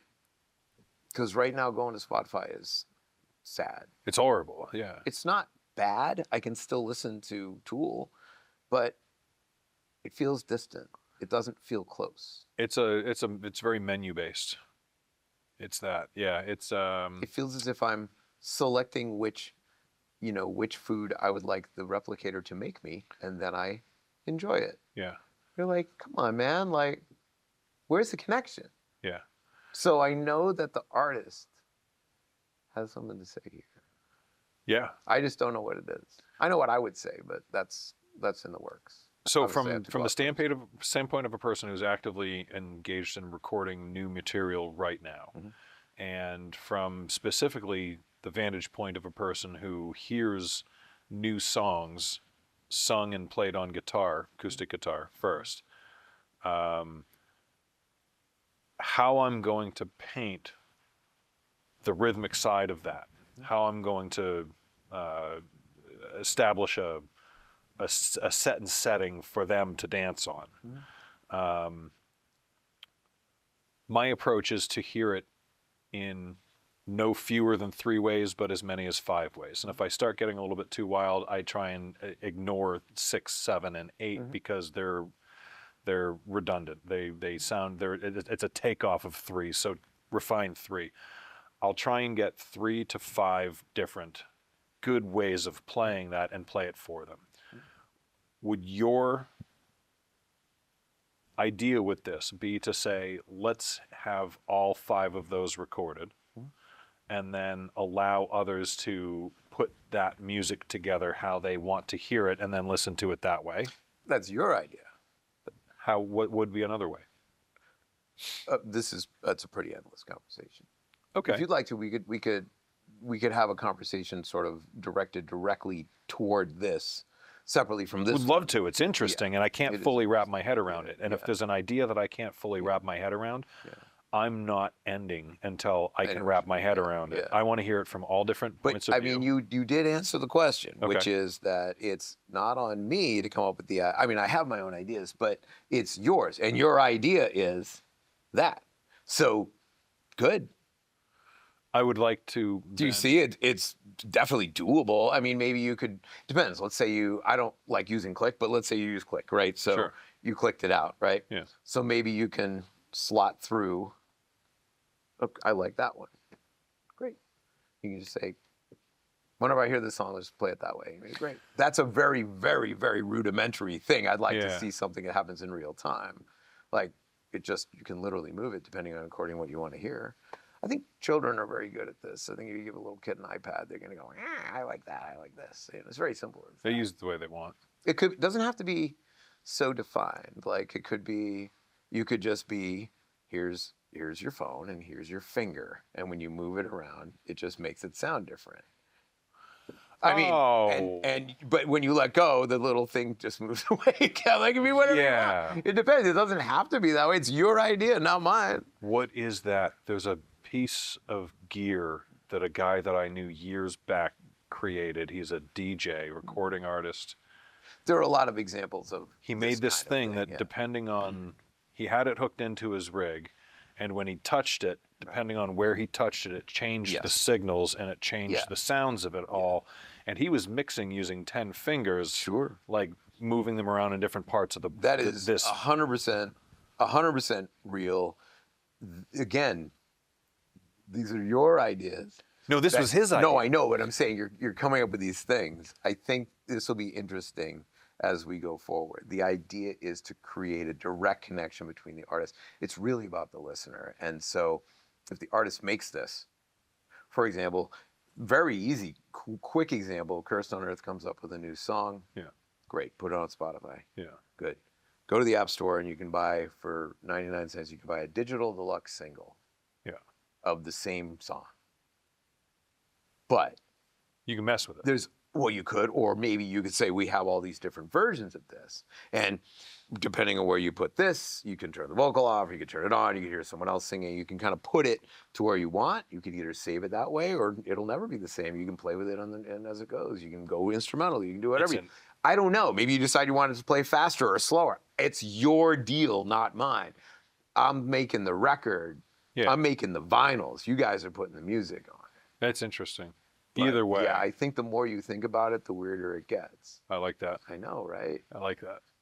Weird stuff is interesting to me. So let me say this. Fun conversation. Weird stuff is interesting.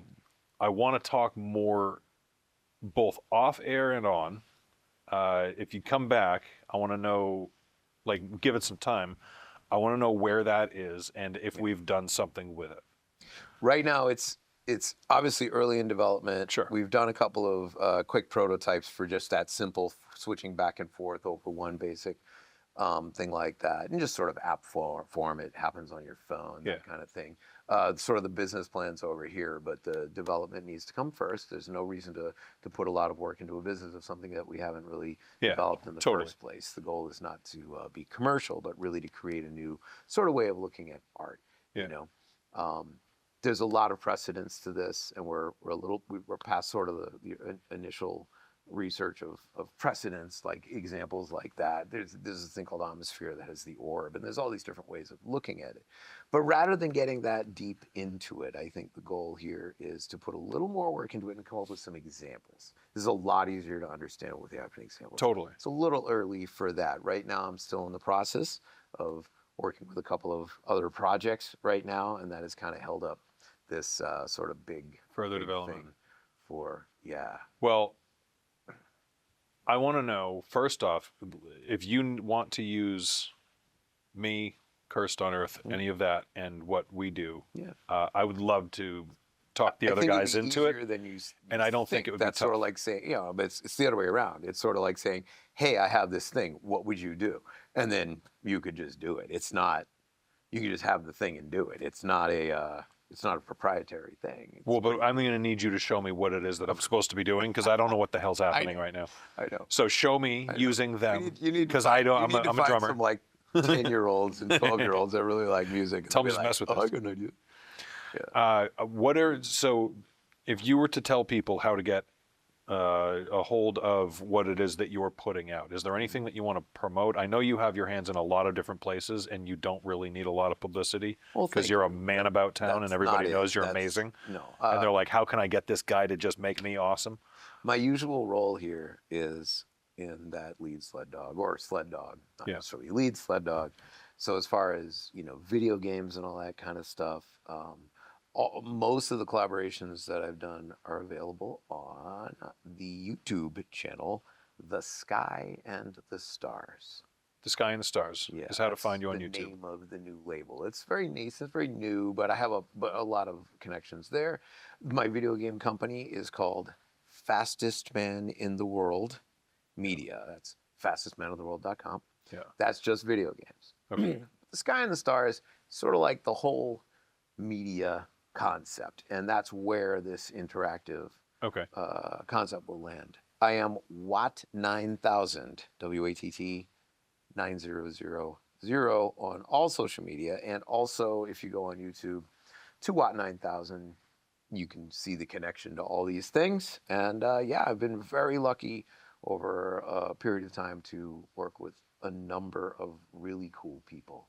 And while I still work in the video games industry, it's not my number one focus right now. Like I said, I want to push on to this next step here, creating interactive media.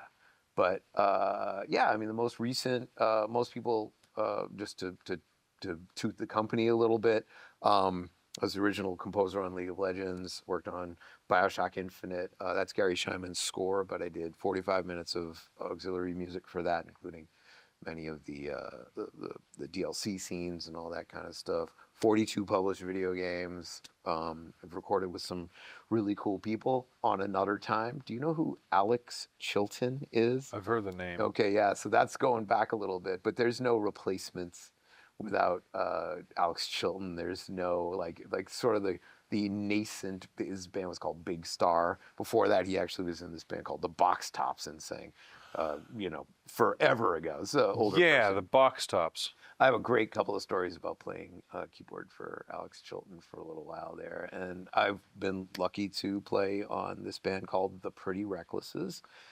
Most recent album, which was a number of years ago, 4 years ago, called Death by Rock and Roll. There's a duet that Taylor Momsen asked me to play piano on for this song called 25, which has got millions of views on YouTube as well. You can see all these collaborations at The Sky and the Stars and if you're on YouTube, you can just go at The Sky and the Stars. At the Sky and the Stars, and they'll find all your stuff. Yeah, they will. I mean, aside from the fastest man alive media, which is Fastest man in the world. Yeah, well, that's a separate thing. That's just the video game company. that's the video game stuff. Yeah, you can see I was very lucky to work with some things in China and Tencent and a lot of big games that are not well known around here and things like that. And a lot of really, really shitty games that never came out, but I still got paid, Sean. That's the big thing, isn't it? Yeah. Yeah, make a living. It's Get that paper. You got to get the paper. That's my problem. I'm always digging in the new. It's not that much paper, Sean. It's paper. We stay alive. That's the important thing. That's the point. That's the thing. Okay. Well, it's been an absolute honor and pleasure to sit down and talk with you. I've had a blast. I hope everybody else listening has as well. I think they probably will. Obviously, as you can tell from listening to me, I would love to tell stories all day. So it was fun to tell a couple of them today. Sometime we used to talk about playing in a wedding band for 13 years. Oh, the wedding band. You were a wedding singer. No, I was a wedding keyboard player. The wedding singer. And a singer. I want to picture it the way that I want to picture it, and this is my interactive version. I am sitting as I say, am the wind seeing beneath my wings. Really beautiful curly hair, very Adam Sandler-ish. No, you just like the Adam Sandler vision. It was similar. I'm adapting. I'm using the interactive but I'm media. Sitting. And this is a Duncan Watt played by also, Adam Sandler. That was a shitty movie because they didn't sing the bad songs. He didn't have to sing Butterfly Kisses. No? Nope. And you don't know that song, but the people that do are going, ooh, that's a tough Well, I don't know. I know that song. You don't know Butterfly Kisses. I listened to Delilah. Come on. Anyway, yeah, that was a quite a trip. But actually, most of the stories that are fun are about the people, not about the songs. Yeah, well, some names can be mentioned, some can't. Either way, on or off camera, thank you for coming by. Appreciate it. I hope everybody got something out of this, and look for Duncan all over the place, literally. Watt 9000. Watt 9000. Yeah. All right. Thanks, brother. Good to see you. Here they are. Without these folks, taking Seacoast Entertainer to the next levels wouldn't be happening. Not to this scale. Tangram 3DS actively supports our music and arts scene and has proudly been part of it for the last 20 years. Their creative pros bring vision to life with everything from 3D renderings and VR to video, animation, web design, and branding. As a team of artists living and working on the Seacoast, Tangram considers a thriving local culture essential to us all for the connections we make, communities we build, and creativity we foster. Visit Tangram3ds.com to learn more, see their work, and imagine what they can do for you.